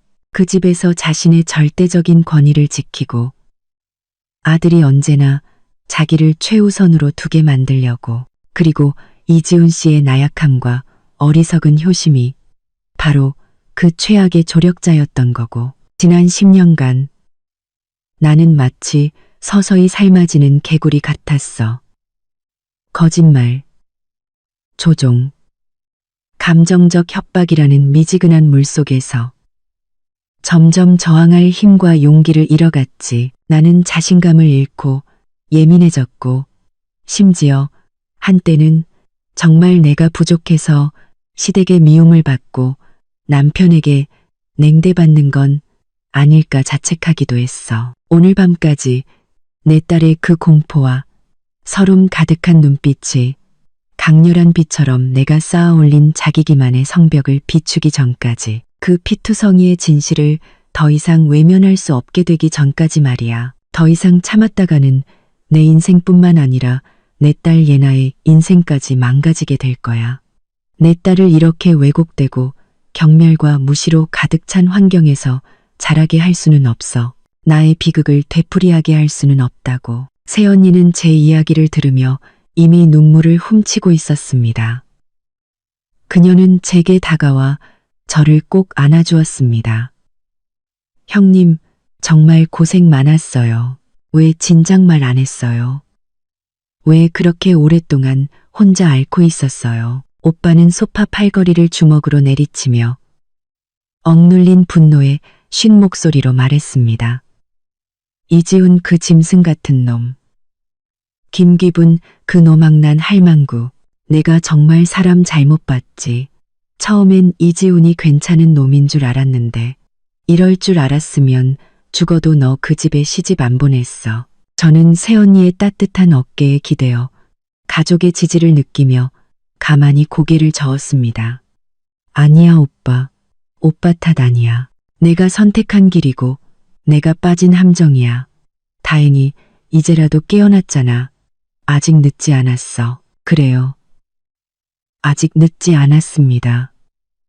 33살의 박유라는 10년의 잘못된 시간과 사랑에 대한 환상을 잃었지만 자기 자신을 되찾았습니다. 그리고 딸을 위해 더 강하고 단단한 엄마가 되어야만 했습니다. 오빠, 새언니. 저는 고개를 들었습니다. 제 눈빛은 그 어느 때보다 맑고 단호했습니다. 최고의 이혼 전문 변호사를 알아봐줘. 나 이지훈 씨랑 이혼할 거야. 그리고 예나 양육권. 반드시 내가 가져올 거야. 내가 받아야 할 모든 것을 되찾을 거야. 이번에는 단 한 발짝도 물러서지 않을 거야. 창밖의 밤은 여전히 깊었지만 저는 알았습니다. 여명은 반드시 온다는 것을. 그리고 박유라와 예나의 새로운 인생은 이 길고 긴 밤의 결단 속에서 마침내 그 서막을 올렸습니다. 새언니 집에서 보낸 첫날 밤은 놀랍게도 평온했습니다. 오랫동안 억눌렀던 감정이 폭발한 뒤의 허탈감 때문인지 아니면 바로 옆방에 오빠와 새언니가 있다는 안도감 때문인지 저는 베개에 머리를 대자마자 깊은 잠에 빠졌습니다. 꿈조차 꾸지 않았습니다. 꿈조차 꾸지 않았습니다. 이스프로. 다음 날 아침 저는 창밖의 맑은 새소리와 주방에서 들려오는 희미한 소리에 잠을 깼습니다. 햇살이 커튼 틈으로 스며들어 바닥에 따뜻한 빛 조각을 수놓았습니다. 저는 심호흡을 했습니다. 공기 중에는 쌀죽의 구수한 냄새가 퍼져 있었습니다. 이렇게 오래간만에 느껴보는 평범한 가정의 따뜻함과 평온함에 순간 멍해졌습니다. 예나는 아직 곤히 잠들어 있었습니다. 저는 조용히 일어나 방을 나왔습니다.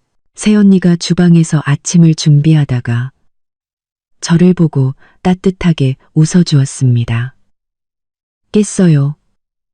형님. 잘 잤어요? 쌀죽 끓이고 계란 프라이 했는데 금방 차려줄게요. 잘 잤어. 고마워, 새언니. 제가 돕기 위해 다가가자 새언니가 저를 식탁 의자에 앉혔습니다. 아니에요. 형님은 그냥 앉아 있어요. 며칠 동안은 아무 생각 말고 푹 쉬어요. 예나 유치원은 제가 전화해서 아이가 좀 아파서 며칠 쉰다고 말해뒀어요. 저는 마음이 따뜻해졌습니다.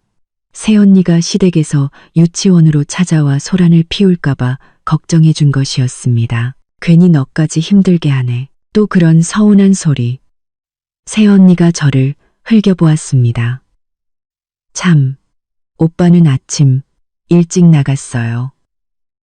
변호사 친구 만난다고 형님한테는 걱정 말고 기다리라고 전해달래요. 저는 고개를 끄덕였습니다. 마음이 한결 놓였습니다. 가족이라는 든든한 버팀목이 있으니 두려울 것이 없었습니다. 하지만 평온은 길지 않았습니다. 아침 식사를 막 마치고 예나와 함께 만화 영화를 보려던 참에 초인종이 날카롭게 울렸습니다. 저와 새언니는 서로를 쳐다봤습니다. 서로의 눈에서 경계심을 읽을 수 있었습니다. 새언니는 제게 예나를 데리고 방에 들어가 있으라는 눈짓을 하고 현관문으로 다가가 인터폰 화면을 확인했습니다. 누구야? 제가 작은 목소리로 묻자 새언니가 굳은 표정으로 돌아보며 입모양으로 말했습니다. 이지훈, 그리고 그 엄마, 올 것이 오고야 말았습니다. 이렇게나 빨리, 이렇게나 막무가내로 새언니 집까지 찾아올 줄은 몰랐습니다. 어젯밤의 충격과 혼란이 그들을 완전히 궁지로 몰아넣은 모양입니다. 마지막 남은 체면마저 내팽개친 채로 말이죠. 예나도 긴장된 분위기를 감지했는지 제 옷자락을 꼭 쥐고 큰 눈에 두려움을 담았습니다. 저는 몸을 숙여 아이를 안아주며 최대한 차분한 목소리로 말했습니다. 예나야, 괜찮아. 외삼촌이랑 외숙모도 있고 엄마도 있잖아. 우린 안전해. 방에서 만화 영화 보고 있어. 엄마랑 외숙모 잠깐 나갔다가 금방 올게. 알았지? 새언니도 얼른 다가와 예나를 달랬습니다. 우리 예나 착하지? 저기 봐. 페파피그가 또 진흙탕에서 놀고 있네. 외숙모랑 엄마가 저기 윙윙거리는 귀찮은 파리 쫓아내고 금방 와서 같이 놀아줄게. 겨우 예나를 안심시키고 저와 새언니는 거실로 나왔습니다. 초인종은 끈질기게 울리고 있었고 그 소리와 함께 시어머니가 일부러 쥐어짜는 듯한 울음 섞인 목소리가 들려왔습니다. 아영아, 아영아, 안에 있니? 문 좀 열어다오. 나 지훈이 엄마다. 유라한테 할 얘기가 있어서 왔어. 유라야, 너 안에 있는 거 다 안다. 문 열어. 무슨 일이든 얼굴 보고 얘기하자. 새언니는 심호흡을 하고 준비됐어요. 하는 눈빛으로 저를 보았습니다.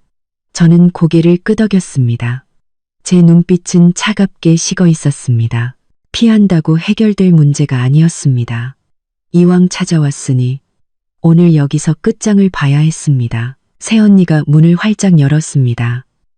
문 밖에는 초췌한 모습에 눈두덩이 퀭한 이지훈과 머리는 산발이고 눈은 퉁퉁 부은 채 따지러 온 듯한 시어머니가 서 있었습니다.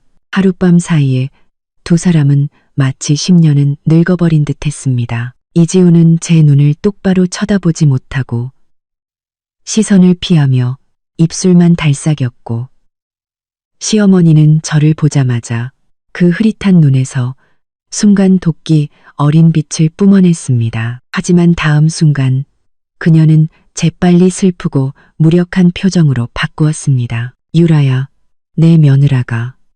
그녀는 제게 달려들어 손을 잡으려 했지만 새언니가 한 발 앞으로 나서며 문 앞을 막아섰습니다. 하실 말씀 있으면 문 밖에서 하세요. 집에 아이가 있어서 시끄러운 건 곤란해요. 새언니의 목소리는 나지막했지만 단호했습니다. 시어머니는 순간 말문이 막힌 듯 당황과 분노가 스친 표정을 지었지만 이내 다시 울부짖기 시작했습니다. 아영아, 유라야, 너희 이러면 안 된다.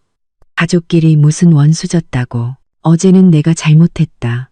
내가 늙어서 정신이 오락가락해서 헛소리를 했어. 내가 사과할게. 지훈이 봐서, 그리고 우리 예나 봐서라도 제발 우리랑 같이 집에 가자. 무슨 일이든 집에 가서 우리끼리 조용히 얘기하면 안 되겠니? 그녀는 그렇게 말하며 안으로 비집고 들어오려 했고 눈은 계속 집안을 훑었습니다. 예나를 찾고 있는 것이 분명했습니다. 이지훈도 마침내 용기를 내어 쉰 목소리로 입을 열었습니다. 유라야, 어제는 내가 정말 잘못했어. 내가 널 속이면 안 됐고 너랑 예나한테 그렇게 대하면 안 됐어. 나를 때리든 욕하든 다 괜찮아. 그러니까 제발 이러지 마. 우리 그만 싸우고 집에 가자. 내가 앞으로 정말 잘할게. 꼭 고칠게. 예전 같았으면 그의 이런 후회 섞인 말을 들었다면 혹시나 하는 마음이 약해졌을지도 모릅니다. 하지만 지금 이 진심이라고는 조금도 느껴지지 않는 판에 밝힌 말을 듣고 있자니 오직 비웃음과 역겨움만이 느껴졌습니다. 그가 말하는 고친다는 것은 그저 이 위기를 모면하기 위한 임시 방편일 뿐. 내가 만약 다시 돌아간다면 나를 기다리는 것은 더 심한 통제와 더 깊은 함정일 것입니다. 저는 그들 모자의 연기를 차갑게 지켜보며 한마디도 하지 않았습니다. 새언니가 차갑게 코웃음을 쳤습니다. 집에요? 어느 집으로 돌아가라는 말씀이세요? 우리 형님이랑 예나더러 찬밥이나 먹으라고 했던 그 집으로요? 지훈 씨, 아주머님, 이 상황에 아직도 현실 파악이 안 되세요? 어제 호텔에서 우리 형님이 한 말 못 들으셨어요? 시어머니는 부드러운 태도가 통하지 않자 즉시 얼굴색을 바꾸고 목소리를 높였습니다. 박유라, 너 정말 이렇게까지 독하게 나올 거야? 부부의 연이라는 게 있는데 지훈이가 천번만번 잘못했어도 내 남편이고 예나 아빠야. 네가 온 친척들 앞에서 애 아빠를 사회적으로 매장시키고 우리 집안 체면을 다 깎아먹었는데 이제 와서 그냥 가버리겠다고? 어림없어. 그녀는 제 코앞에 손가락질하며 침을 튀겼습니다. 그리고 어젯밤 그 밥값 결국 각자 나눠서 냈는데 이게 다 너 때문이야. 네가 그렇게 난리를 안 쳤으면 이런 일이 왜 생겨? 그 돈 너도 책임져야 해. 그리고 지훈이 회사 일, 그것도 네가 뒤에서 무슨 짓 한 거지? 너 처음부터 이혼할 생각으로 일부러 우리 지훈이 함정에 빠뜨린 거 아니야? 적반하장. 정말 그들 모자에 주특기였습니다. 저는 어이가 없어서 웃음이 나올 지경이었습니다. 이지훈도 마치 기댈 곳을 찾은 듯 목소리에 힘을 주어 말했습니다. 유라야, 네가 화난 건 알겠는데 없는 말을 지어내면 안 되지. 내 회사 일이나 그 돈 문제는 다 오해야. 일단 나랑 같이 집에 가서 우리가 어제 네가 술에 취해서 헛소리한 거라고 친척들한테 잘 설명하면 되잖아. 오해라고요? 제가 마침내 입을 열었습니다. 제 목소리는 얼음장처럼 차가웠습니다. 지훈 씨, 지금 당장 당신 전 상사인 이 부장님께 전화를 걸어볼까요? 아니면 당신애고 사유가 담긴 회사 내부 메일과 당신이 횡령한 공금이체 내역을 우리 가족단체 채팅방에 올려서 이게 정말 오해인지 다 같이 확인해 볼까요? 이지훈의 얼굴이 순식간에 새하얗게 질리며 목이 졸린 듯 아무 말도 못했습니다. 하지만 시어머니는 오히려 약점을 잡았다는 듯이 소리쳤습니다. 녹음. 네가 감히 녹음을 해. 박유라, 너 정말 악독한 년이구나. 처음부터 우리 지훈이 망하게 하려고 작정했던 거지? 악독하다고요? 제가 한 발 앞으로 다가서며 칼날 같은 시선으로 시어머니를 쏘아봤습니다. 온 가족 앞에서 3살짜리 친손녀더러 집에 가서 찬밥이나 먹으라고 한 당신과 제가 한 것 중에 어느 쪽이 더 악독하죠? 당신 아들이 공금을 횡령해서 감옥 갈 뻔한 걸 제가 제 모든 걸 털고 오빠한테까지 돈을 빌려 막아줬더니 은혜를 원수로 갚는 당신과 저 중에 누가 더 악독한가요? 제가 녹음을 한 건 당신들 모자에 진짜 얼굴을 기록해둬서 나중에 딴소리 못하게 하려는 최소한의 방어 수단이었을 뿐이에요. 저는 휴대폰을 꺼내 어젯밤 녹음 파일을 재생했습니다. 소리는 작았지만 너희 둘은 집에 가서 찬밥이나 먹어라는 시어머니의 목소리와 그 후에 소란스러운 소음은 똑똑히 들렸습니다. 시어머니와 이지훈의 얼굴이 그야말로 가관이었습니다. 파랗게, 하얗게, 붉게 변하며 어쩔 줄을 몰라 했습니다. 꺼, 당장 그거 안 꺼. 시어머니가 꼬리 밟힌 고양이처럼 소리치며 제 휴대폰을 뺏으려 달려들었지만 새언니가 다시 그녀를 막아섰습니다. 아주머님, 자중하세요. 여긴 저희 집입니다. 새언니가 날카롭게 경고했습니다. 저는 태연하게 녹음을 끄고 그들을 차갑게 쳐다봤습니다. 왜요? 저지를 용기는 있으면서 책임질 용기는 없으신가요? 어제는 20명이 넘는 친척들 앞에서 그렇게 당당하게 말씀하시더니 하루 만에 오리발이세요? 저는 잠시 말을 멈추고 더 이상 그들의 추한 얼굴을 보지 않은 채 제 결심을 밝혔습니다. 오늘 여기서 확실히 말씀드리죠. 이지훈 씨, 이혼 할 겁니다. 예나 양육권 제가 무조건 가져올 거고요. 재산 분할은 변호사를 통해 법대로 진행하겠습니다. 제 몫은 한 푼도 양보 못하고 제가 책임질 필요 없는 빚, 예를 들어 당신이 횡령한 돈이나 어제 당신들끼리 먹은 밥값 같은 건 단 한 푼도 내줄 생각 없습니다. 박유라, 네가 감히. 시어머니가 완전히 이성을 잃고 히스테릭하게 소리쳤습니다. 이혼, 꿈도 꾸지 마. 내가 허락 안 해. 예나는 우리 이씨 집안 핏줄이야. 네가 절대 못 데려가. 그리고 재산 분할? 네가 이 집에 뭘 보탠 게 있다고. 네가 버는 그 푼돈으로 뭘 했다고. 집은 우리가 사준 거야. 네가 무슨 자격으로 나눠 갖겠다는 거야? 또 그 낡아빠진 레퍼토리.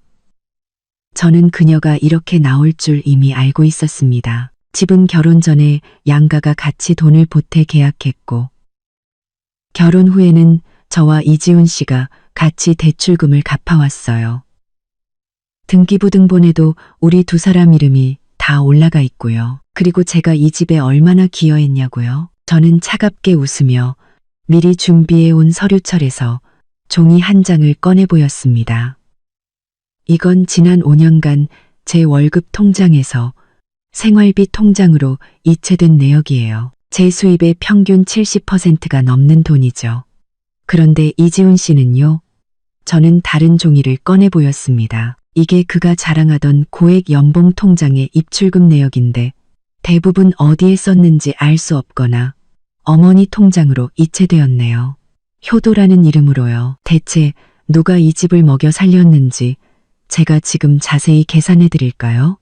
아니면 당신 아들이 횡령한 3천만 원 누구 돈으로 메웠는지 다시 한번 상기시켜 드릴까요? 시어머니는 선명한 은행 거래 내역을 보고 물 밖으로 나온 물고기처럼 입만 뻐끔거리며 아무 말도 못했습니다. 이지훈은 부끄러움에 고개를 푹 숙였습니다. 그리고 저는 승기를 잡은 채 이지훈에게로 시선을 돌렸습니다. 예나 양육권 문제 말인데요. 공금 횡령으로 해고당해 심각한 신용 문제가 있고 아내에게 지속적으로 정서적 학대를 가했으며 가정에 아무런 책임감도 없는 아빠. 과연 판사님이 아이를 누구에게 보내줄까요? 심지어 제게는 아이의 할머니가 지속적으로 언어폭력을 하고 심지어 사람들 앞에서 손녀더러 찬밥이나 먹으라고 말한 녹음 파일까지 있는데요. 이 중에 당신에게 유리한 증거가 단 하나라도 있나요? 시어머니와 이지훈은 완전히 얼어붙었습니다. 그들은 제가 예전처럼 몇 번 겁주고 울고불고 매달리면 금방 꼬리를 내릴 줄 알았을 겁니다. 하지만 그들은 몰랐습니다. 저는 더 이상 어제의 박유라가 아니라는 것을. 저는 냉정했고 치밀했고 그들을 사회적으로 매장시키고 이혼 소송에서 완벽하게 승리할 수 있는 증거를 손에 쥐고 있었습니다. 유라야, 제발 이러지 마. 예나는 아빠가 있어야 하잖아. 이지훈이 마침내 무너져 내리며 울먹이며 애원했습니다. 내가 잘못했어. 정말 잘못했어. 제발 한 번만 더 기회를 줘. 딱 한 번만. 제발, 기회. 저는 그의 비굴한 모습을 보며 오직 혐오감만이 느껴졌습니다. 내가 당신한테 준 기회가 몇 번이었는지 알아? 내가 참고 용서할 때마다 그게 다 기회였어. 그런데 당신 단 한 번이라도 그 기회를 소중하게 생각한 적 있어? 이지훈 씨, 당신이 당신 엄마가 우리 모녀를 모욕하는 걸 방관했을 때부터 나를 호구 취급하며 그 80통의 전화를 걸었을 때부터 우리 사이는 완전히 끝났어. 저는 한 걸음 뒤로 물러서며 새언니에게 문을 닫으라는 신호를 보냈습니다. 변호사를 통해 내용 증명이 곧 갈 겁니다. 그때까지 저와 제 가족을 더 이상 괴롭히지 마세요. 만약 또다시 이런 일이 생긴다면 저는 손에 든 휴대폰을 흔들어 보였습니다. 당신들 모자의 이 멋진 연기를 더 많은 사람들에게 보여주는 수밖에 없겠네요. 하규라, 이 독한 년, 너 천벌 받을 거야. 시어머니가 절망적이고 악독한 저주를 퍼부었지만 새언니는 망설임 없이 쾅소리를 내며 문을 닫아버렸습니다. 분노와 공포로 일그러진 그 얼굴이 시야에서 완전히 사라졌습니다. 세상이 순간 조용해졌습니다. 문 밖에서는 시어머니의 분한 울음소리와 이지훈이 그녀를 말리는 건지 같이 싸우는 건지 모를 시끄러운 소리가 희미하게 들려왔지만 이내 점점 멀어졌습니다. 새언니는 긴 한숨을 내쉬고는 저를 와락 껴안았습니다. 형님, 진짜 대단해요. 방금 완전 멋있었어요. 저 사람들 꼴 좀 봐. 속이 다 시원하네. 저는 새언니의 어깨에 기댄 채 몸을 가늘게 떨었습니다. 두려워서가 아니었습니다. 전력을 다해 싸운 뒤 찾아온 탄력감 때문이었습니다. 하지만 제 마음은 그 어느 때보다 가볍고 맑았습니다. 이 싸움 제가 이겼습니다. 아주 깨끗하고 완벽하게요. 물론 이게 시작일 뿐이라는 것을 압니다. 앞으로의 법적 절차에서 그들의 방해와 발악이 계속될지도 모릅니다. 하지만 오늘 이 정면 대결을 통해 저는 확신했습니다. 저에게는 앞으로 닥쳐올 모든 일에 맞설 충분한 용기와 능력이 있다는 것을요. 저 자신을 위해서, 그리고 무엇보다 제 딸 예나를 위해서 말입니다. 문 밖의 소라는 파도처럼 물러갔고 집안은 다시 평온을 되찾았습니다.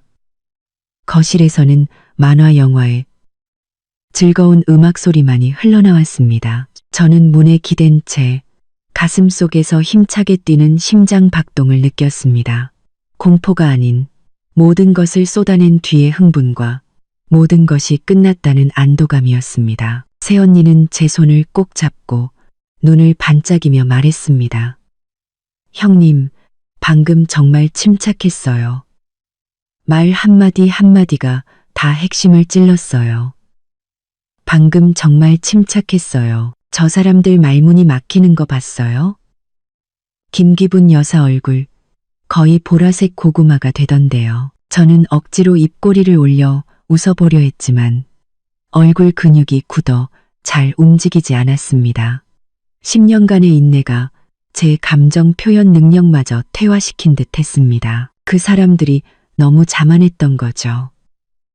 내가 아직도 자기들 소나기에서 놀아나는 줄 알았나 봐요. 우리는 거실로 돌아왔습니다. 예나는 텔레비전에 완전히 빠져 문 앞에서 벌어진 소동에는 별 영향을 받지 않은 듯 했습니다. 아이의 세계는 단순합니다. 안정감은 가장 가까운 사람에게서 나옵니다. 저와 새언니가 아무 일 없다는 듯 돌아오자 아이는 그저 고개를 돌려 엄마 왜 숙모하고 달콤하게 부르고는 다시 만화 속 세계로 빠져들었습니다. 그 순수한 믿음에 제 마음이 따뜻해졌고 이씨 집안이라는 진흙탕에서 반드시 벗어나야 한다는 결심이 더욱 굳어졌습니다. 새언니가 걱정스러운 목소리로 말했습니다. 근데 형님, 저 사람들 성격에 오늘 이렇게 당하고 가만히 있지 않을 거예요. 분명히 또 무슨 짓을 할 텐데. 저는 고개를 끄덕였습니다. 새언니의 걱정은 저 역시 예상하고 있는 바였습니다. 궁지에 몰린 쥐는 고양이를 문다고 했습니다. 그들 모자는 이제 체면도 잃고 이지훈의 미래마저 불투명해졌습니다. 그들은 분명 더 극단적이고 추잡한 방법을 쓸 것입니다. 나도 대충 예상은 돼 제가 차분하게 분석했습니다. 첫째, 내 직장으로 찾아와서 난동을 부려 내 평판을 망가뜨리고 나를 압박하려 하겠지. 둘째, 우리 부모님 댁에 가서 행패를 부리고 어른들이 마음 약한 걸 이용해서 나를 흔들려 할 거야. 셋째, 친척이나 인터넷에 내가 바람을 피웠다거나 불효했다는 거짓 소문을 퍼뜨리겠지. 넷째, 가장 역겨운 방법인데 예나를 보겠다는 핑계로 계속 나를 괴롭힐 수도 있어. 새언니의 미간이 찌푸려졌습니다. 정말 치졸하네요. 그럼 형님 직장에는 미리 이야기해두는 게 좋지 않을까요? 응, 그럴 생각이야. 저는 휴대폰을 들었습니다. 지금 바로 우리 부장님께 메시지를 보낼 거야. 이혼 소송 중인데 전 남편 쪽 가족들이 감정적으로 불안정해서 혹시 회사로 찾아와 소란을 피우거나 거짓 정보를 퍼뜨리면 절대 상대하지 말고 저에게 연락하거나 바로 경찰에 신고해달라고 미리 알려두려고. 저는 간결하고 객관적인 어조로 메시지를 작성했습니다. 이혼 사실을 알리되 상대방의 비상식적인 행동 가능성을 암시했습니다. 하지만 이지훈의 공금 횡령 같은 구체적인 추모는 언급하지 않음으로써 마지막 선은 지켰습니다. 메시지를 보낸 지 얼마 되지 않아 부장님에게서 답장이 왔습니다. 이해하며 안내 데스크와 보안팀에 미리 알려두겠다고, 개인적인 일 잘 처리하고 업무상 도움이 필요하면 언제든 말하라는 내용이었습니다. 저는 안도의 한숨을 내쉬었습니다. 저희 부장님은 사리분별이 확실한 분이었고 제 업무 능력을 높이 평가해 주셨기에 그분의 한마디는 큰 힘이 되었습니다. 제 예감은 틀리지 않았습니다. 평온한 시간은 단 하루 반뿐이었습니다. 다음 날 오후 제가 새언니와 함께 예나와 퍼즐을 맞추고 있을 때 오빠가 금태 안경을 쓴 지적이고 단호한 인상의 중년 여성과 함께 집으로 돌아왔습니다. 유라야, 아영아, 인사해. 이분은 성미연 변호사님. 내 대학 동기고 우리나라에서 이혼 소송 분야 최고 전문가 중 한 분이셔. 성 변호사님은 미소를 지으며 저와 악수했습니다. 박유라 씨, 안녕하세요. 현우 씨한테 대략적인 이야기는 들었습니다. 걱정 마세요. 이런 사건 수없이 다뤄봤습니다. 우리에게는 충분한 증거가 있고 주도권은 우리에게 있습니다. 저는 마음이 놓여 성 변호사님을 자리에 앉히고 미리 정리해둔 녹음 파일, 문자 기록, 은행 이체, 내역 등 모든 자료를 건넸습니다. 성 변호사님은 자료를 빠르게 훑어보며 핵심적인 질문 몇 가지를 던졌습니다. 우리가 막 상담을 시작하려던 그때 제 휴대폰이 울렸습니다. 친정엄마였습니다. 저는 불길한 예감에 심장이 철렁했습니다. 아니나 다를까 전화를 받자마자 엄마의 다급한 목소리가 들려왔습니다. 유라야, 이게 어떻게 된 일이니? 방금 지훈이 엄마가 우리 집에 쳐들어와서 울고불고 난리를 쳤어. 네가 지훈이랑 이혼하려고 예나까지 뺏어가려 한다고. 네가 밖에서 남자가 생겨서 일부러 지훈이를 모함했다고 소리를 지르는데 아빠는 혈압이 올라서 쓰러지실 뻔했어. 이게 다 사실이니? 제 심장이 차갑게 가라앉았습니다. 분노와 함께 부모님에 대한 걱정이 불길처럼 치솟았습니다. 김기분 여사, 결국 부모님까지 괴롭힌 것입니다. 그것도 이렇게 악랄하고 저급한 방식으로. 부모님까지, 그룹 분노와 함께 부모님까지 괴롭힌 것입니다.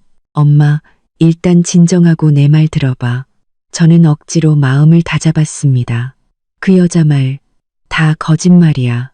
단 한마디도 진짜가 없어. 이지훈 씨가 공금 횡령해서 회사에서 잘렸고 내가 그 빚을 갚아줬는데도 고마워하기는커녕 가족 모임에서 나랑 예나를 내쫓았어. 내가 더 이상 참을 수 없어서 이혼하자고 한 거야.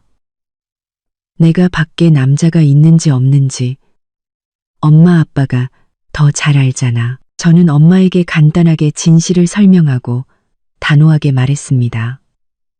엄마, 아빠, 절대 그 여자 말 믿지 마.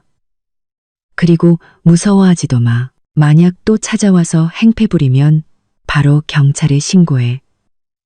나 이미 변호사 선임했고 모든 건 법대로 처리할 거야. 두 분은 몸만 잘 챙기고 절대 끼어들지도 말고 화내지도 마. 내가 다 해결하고 찾아뵐게. 겨우 불안해하는 엄마를 안심시키고 전화를 끊자 제 얼굴은 분노로 굳어 있었습니다. 성 변호사님이 안경을 고쳤으며 차분하게 말했습니다. 전형적인 압박 수단입니다. 가족을 이용해 감정적으로 흔들려는 거죠. 박유라 씨, 아주 잘 대처하셨습니다. 태도는 단호하게, 정보는 명확하게 전달하셨어요. 앞으로 더 심해질 수도 있습니다. 오빠는 화가 나 얼굴이 하얗게 질렸습니다. 그 미친 할망구가 감히 우리 부모님까지. 당장 찾아가서 가만 안 둘 거야. 오빠, 진정해. 제가 오빠를 말렸습니다. 지금 정면으로 부딪히는 건 저 여자가 원하는 바야. 자기는 불쌍한 피해자고 우리는 폭력적인 가해자인 것처럼 보이게 만들 거라고. 우리에겐 더 효과적인 방법이 있어. 저는 성 변호사님을 바라봤습니다. 변호사님, 저렇게 저희 부모님 댁에 찾아와서 거짓 소문을 퍼뜨리고 노인들을 괴롭히는 행위, 법적으로 제재할 방법이 없을까요? 있습니다. 성 변호사님이 고개를 끄덕였습니다. 명백한 스토킹 및 명예훼손 행위입니다. 일단 제가 변호사 자격으로 그분께 모든 괴롭힘과 허위사실 유포를 즉각 중단하라는 내용의 강력한 경고장을 발송하겠습니다. 만약 계속될 경우 접근 금지 가처분 신청과 함께 명예훼손으로 고소할 수 있습니다. 네, 변호사님. 그렇게 진행해 주세요. 하지만 그들 모자의 파렴치함은 늘 제 상상을 초월했습니다. 성 변호사님이 경고장을 준비하던 그날 밤, 친한 회사 동료가 제게 지역 커뮤니티 게시판 링크 하나를 보내왔습니다. 제목은 충격적이었습니다. 충격 고발 모 대기업 여성임원. 불륜남과 짜고 남편 함정에 빠뜨려 재산과 딸까지 빼앗으려 해. 게시글에는 극도로 악의적이고 선동적인 언어로 박씨성을 가진 여성 임원이, 실명은 아니었지만 회사 정보와 몇몇 디테일로 저를 암시하고 있었습니다.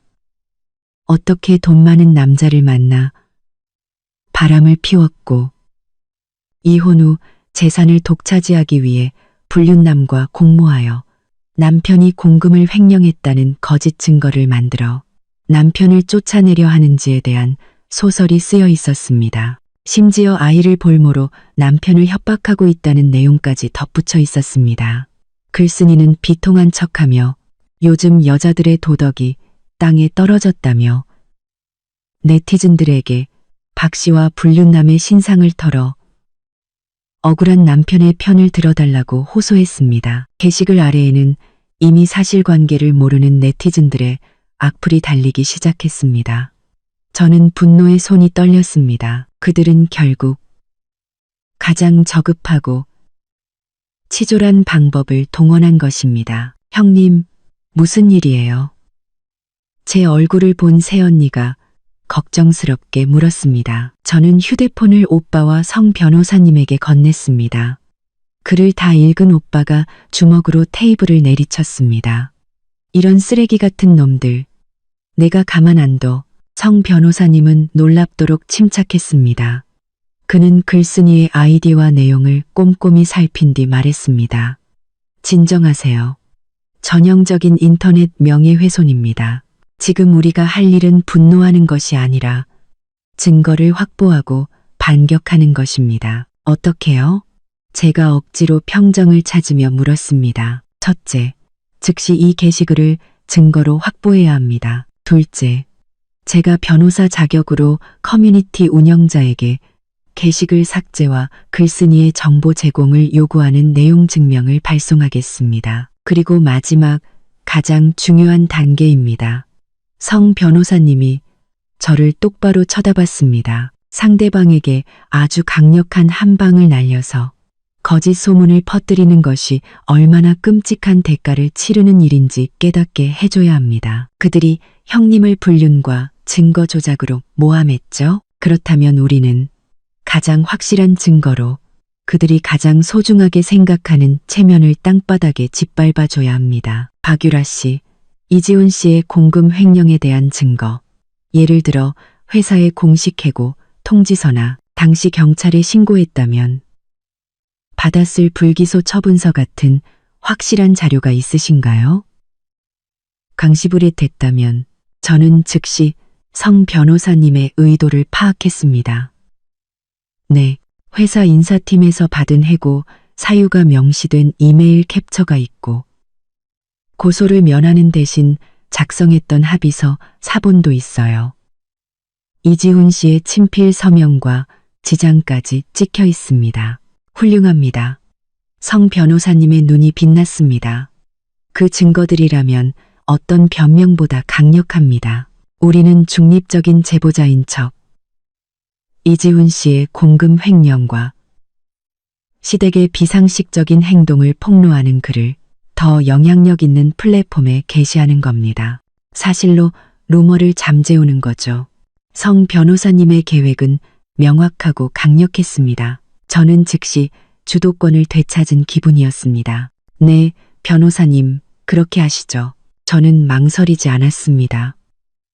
행동은 신속하게 이루어졌습니다. 오빠는 즉시 그 명예훼손 게시글을 증거로 확보했고 성 변호사님은 커뮤니티와 김기분 여사에게 보낼 내용 증명을 작성했습니다. 그리고 저는 더 중요한 일을 했습니다.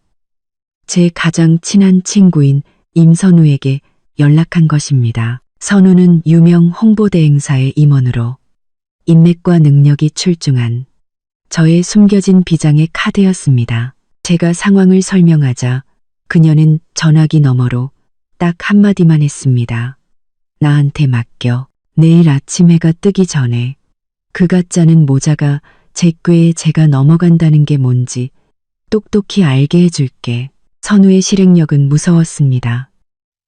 다음 날 아침 저를 비방하던 게시글은 아직 남아있었지만 그 아래에는 갑자기 수많은 이성적인 반박 댓글이 달리기 시작했습니다. 누군가는 이지훈이 회사에서 잘린 진짜 이유를 우연히 폭로했고 누군가는 그날 가족 모임에서 벌어진 찬밥 사건의 내막을 제보했습니다. 어떤 댓글은 이지훈의 과거 행실에 대한 소문을 퍼뜨리기도 했습니다. 이와 동시에 훨씬 더 영향력 있는 지역 정보 블로그에 현실판 기생충, 공금 횡령하고 아내에게 밥값 내라는 남편, 적반하장으로 불륜 누명까지 라는 제목의 익명 제보글이 올라왔습니다.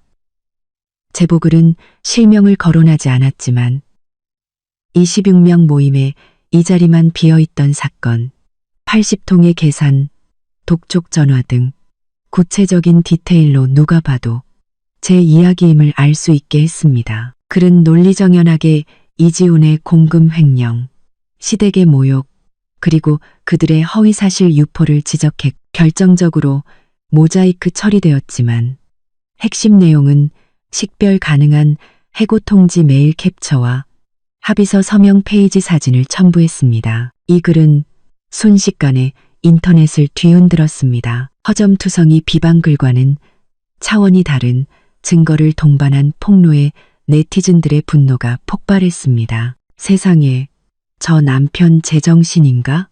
아내랑 딸한테 찬밥 먹으라니. 조선시대에서 왔나? 공금 횡령해놓고 뭐가 저렇게 당당해. 언니, 제발 이혼하고 저 남자 빈털터리로 만드세요. 여론은 순식간에 그리고 압도적으로 뒤집혔습니다. 그날 오후 저는 시누이 이지수 씨에게서 또 다른 번호로 온 문자를 받았습니다. 그녀의 말투는 공포와 애원으로 가득 차 있었습니다. 형님, 제발 인터넷에 글 올린 사람들 좀 말려주세요. 어머니가 그 글들 보고 충격으로 쓰러져서 병원에 실려가셨어요. 지훈이도 거의 미치기 일보 직전이에요. 저희가 잘못했어요. 정말 잘못했어요. 제발 여기서 멈춰주세요. 원하는 조건이 뭐든 다 들어줄게요. 제발 고소만은 하지 말아주세요. 저는 그 문자를 보고 아무런 감정도 느끼지 못했습니다. 심지어 웃음이 나올 뻔했습니다. 쓰러졌다고? 미치기 직전이라고? 당신들이 가장 악독한 말로 나를 모함하고 우리 부모님을 괴롭힐 때는 이런 날이 올 거라고는 생각 못했나? 저는 답장하지 않고 그 문자 내용을 캡처해서 성 변호사님과 선우에게 보냈습니다. 반격은 이제 막 시작되었습니다. 그리고 이 통쾌한 한방을 저는 그들 모자가 평생 잊지 못하게 만들 작정이었습니다. 이지수 씨의 다급한 문자는 제 마음에 어떤 파문도 일으키지 못했습니다. 그들의 사과와 애원은 더 큰 처벌이 두려워 나오는 본능적인 반응일 뿐이라는 것을 알았기 때문입니다. 만약 제게 성 변호사님과 선우가 없었다면 그들은 절대 잘못을 인정하지 않았을 겁니다. 성 변호사님은 예상했던 반응입니다. 감정적으로 대응하지 마세요. 라고 답했고 선우는 전화에서 유쾌하게 말했습니다. 봤지? 유라야? 꼴 좋다. 하지만 이게 끝이 아니야. 그녀는 이미 이지훈의 과거 행적에 대해 더 깊이 파고들고 있었습니다. 그 횡령, 이번이 처음이 아닐 수도 있어. 그리고 그가 말하던 야근의 실체도 좀 흥미롭더군. 고급 룸살롱 출입 기록이 꽤 있더라고. 결정적으로 요즘 시어머니 쪽 친척이라는 이혼녀랑 밤늦게까지 아주 다정하게 통화한 기록도 찾았어. 집에 있는 마누라는 재미없고 역시 자기를 알아주는 건 그 여자뿐이라는 녹취록도 있고 뭐라고? 제 머릿속이 하얘지는 것 같았습니다. 단순한 정신적 외도를 넘어 시어머니의 묵인, 어쩌면 조장하에 다른 여자와 부적절한 관계를 맺고 있었을 가능성. 역겨움에 속이 뒤집혔습니다. 선우는 차분하게 말했습니다. 법적 증거로는 부족하지만 그를 압박하는 데는 이만한 카드가 없지. 이 사실들을 넌지시 흘려서 우리가 그의 모든 것을 알고 있다는 공포감을 심어주는 거야. 만약 또다시 헛짓을 하면 이 모든 걸 세상에 공개하겠다고 저는 망설이지 않았습니다. 응, 그렇게 해줘. 그 후 성 변호사님은 이혼 합의서 초안을 완성했습니다. 이지훈의 명백한 귀책 사유를 근거로 예나의 양육권은 제게 있으며 그는 최고 수준의 양육비를 지급해야 했습니다. 집을 포함한 공동재산은 제가 대부분을 소유하고 그는 횡령으로 끼친 손해를 감안하여 최소한의 몫만 받게 되는 사실상 빈털터리로 쫓겨나는 조건이었습니다. 이지훈은 오빠에게 전화를 걸어 합의서 내용을 두고 울며불며 매달렸습니다. 현우 형님, 조건이 너무 재고해 주시면 안 될까요? 오빠는 성 변호사님의 지시대로 그리고 선우가 찾아낸 비밀 카드를 활용하여 그를 압박했습니다. 재고? 싫으면 법정에서 보자고. 네가 처음이 아닐지도 모르는 그 횡령건이랑 룸살롱 출입 기록 그리고 이모라는 여자랑 밤늦게 나눈 대화 내용까지 전부 다 공개되면 아주 볼만하겠네. 전화기 너머로 이지훈의 겁에 질린 숨소리가 똑똑히 들렸습니다. 몇 초 후 그는 완전히 무너진 목소리로 말했습니다. 알겠습니다. 그렇습니다. 서명할게요. 하지만 유라는 보고 싶지 않아요. 볼 면목이 없어요. 그 요구는 저 역시 바라는 바였습니다. 며칠 후 성 변호사님의 사무실에서 이혼 합의서 서명이 진행되었습니다. 저는 참석하지 않았고 오빠와 새언니가 제 대리인으로 참석했습니다. 점심때가 다 되어 오빠에게서 전화가 왔습니다. 유라야, 끝났어. 서명했어. 그 자식, 넋이 나간 사람처럼 시키는 대로 도장만 찍더라. 손을 얼마나 떨던지. 그 엄마는 코빼기도 안 비쳤어. 유라야, 너 이제 자유야, 자유. 그 세 글자가 제 심장을 관통했습니다. 억눌렀던 눈물이 터져 나왔습니다. 슬픔이 아닌 해방의 눈물이었습니다. 곁에 있던 예나가 제 등을 토닥이며 말했습니다. 엄마, 울지 마. 뚝. 저는 눈물을 닦고 딸을 보며 환하게 웃었습니다. 엄마 기뻐서 우는 거야. 우리 예나 이제 엄마랑 둘이서 훨씬 더 행복하게 살자. 모든 법적 절차가 끝나고 저는 공식적으로 자유의 몸이 되었습니다. 딸의 양육권, 그리고 우리가 살 집까지 모든 것을 지켜냈습니다. 얼마 후 저는 선우의 도움으로 국내 최고의 IT 기업 전략기획팀으로 이직했습니다. 이전보다 훨씬 좋은 조건과 환경에서 저는 제 능력을 마음껏 펼쳤습니다. 더 이상 저를 억누르는 시댁도 발목을 잡는 남편도 없었습니다. 저는 오직 저 자신과 딸의 미래를 위해 달렸고 빠르게 인정받아 팀장으로 승진했습니다. 어느 주말 새롭게 이사한 집 근처 공원에서 예나와 함께 시간을 보내고 있을 때 우연히 그를 보았습니다. 이지훈이었습니다. 그는 초라한 행색으로 편의점 봉투를 든 채 힘없이 걷고 있었습니다. 저를 발견한 그는 화들짝 놀라 시선을 피했습니다. 그의 얼굴에는 후회와 비참함, 그리고 아마도 부러움이 뒤섞여 있었습니다. 우리는 아무 말 없이 스쳐 지나갔습니다. 한때는 세상의 전부였던 사람이 이제는 그저 스쳐 지나가는 행인일이 되었습니다. 제 마음은 놀랍도록 평온했습니다. 다시 얼마 후 저는 업계의 중요한 컨퍼런스의 회사 대표로 참석했습니다. 세련된 정장을 입고 자신감 있는 태도로 발표를 마치자 뜨거운 박수가 쏟아졌습니다. 그곳에서 저는 또다시 그들을 마주쳤습니다. 이지훈과 그의 어머니 김기분 여사.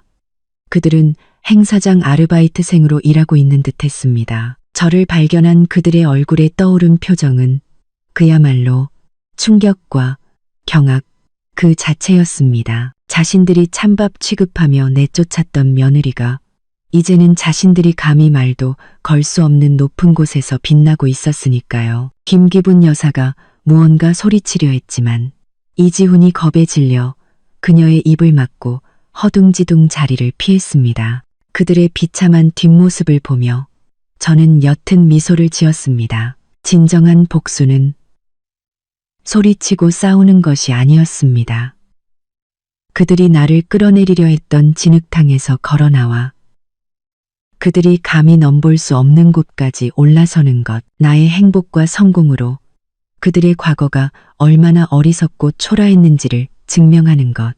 그것이 바로 가장 완벽한 복수였습니다. 저는 더 이상 과거에 얽매이지 않습니다.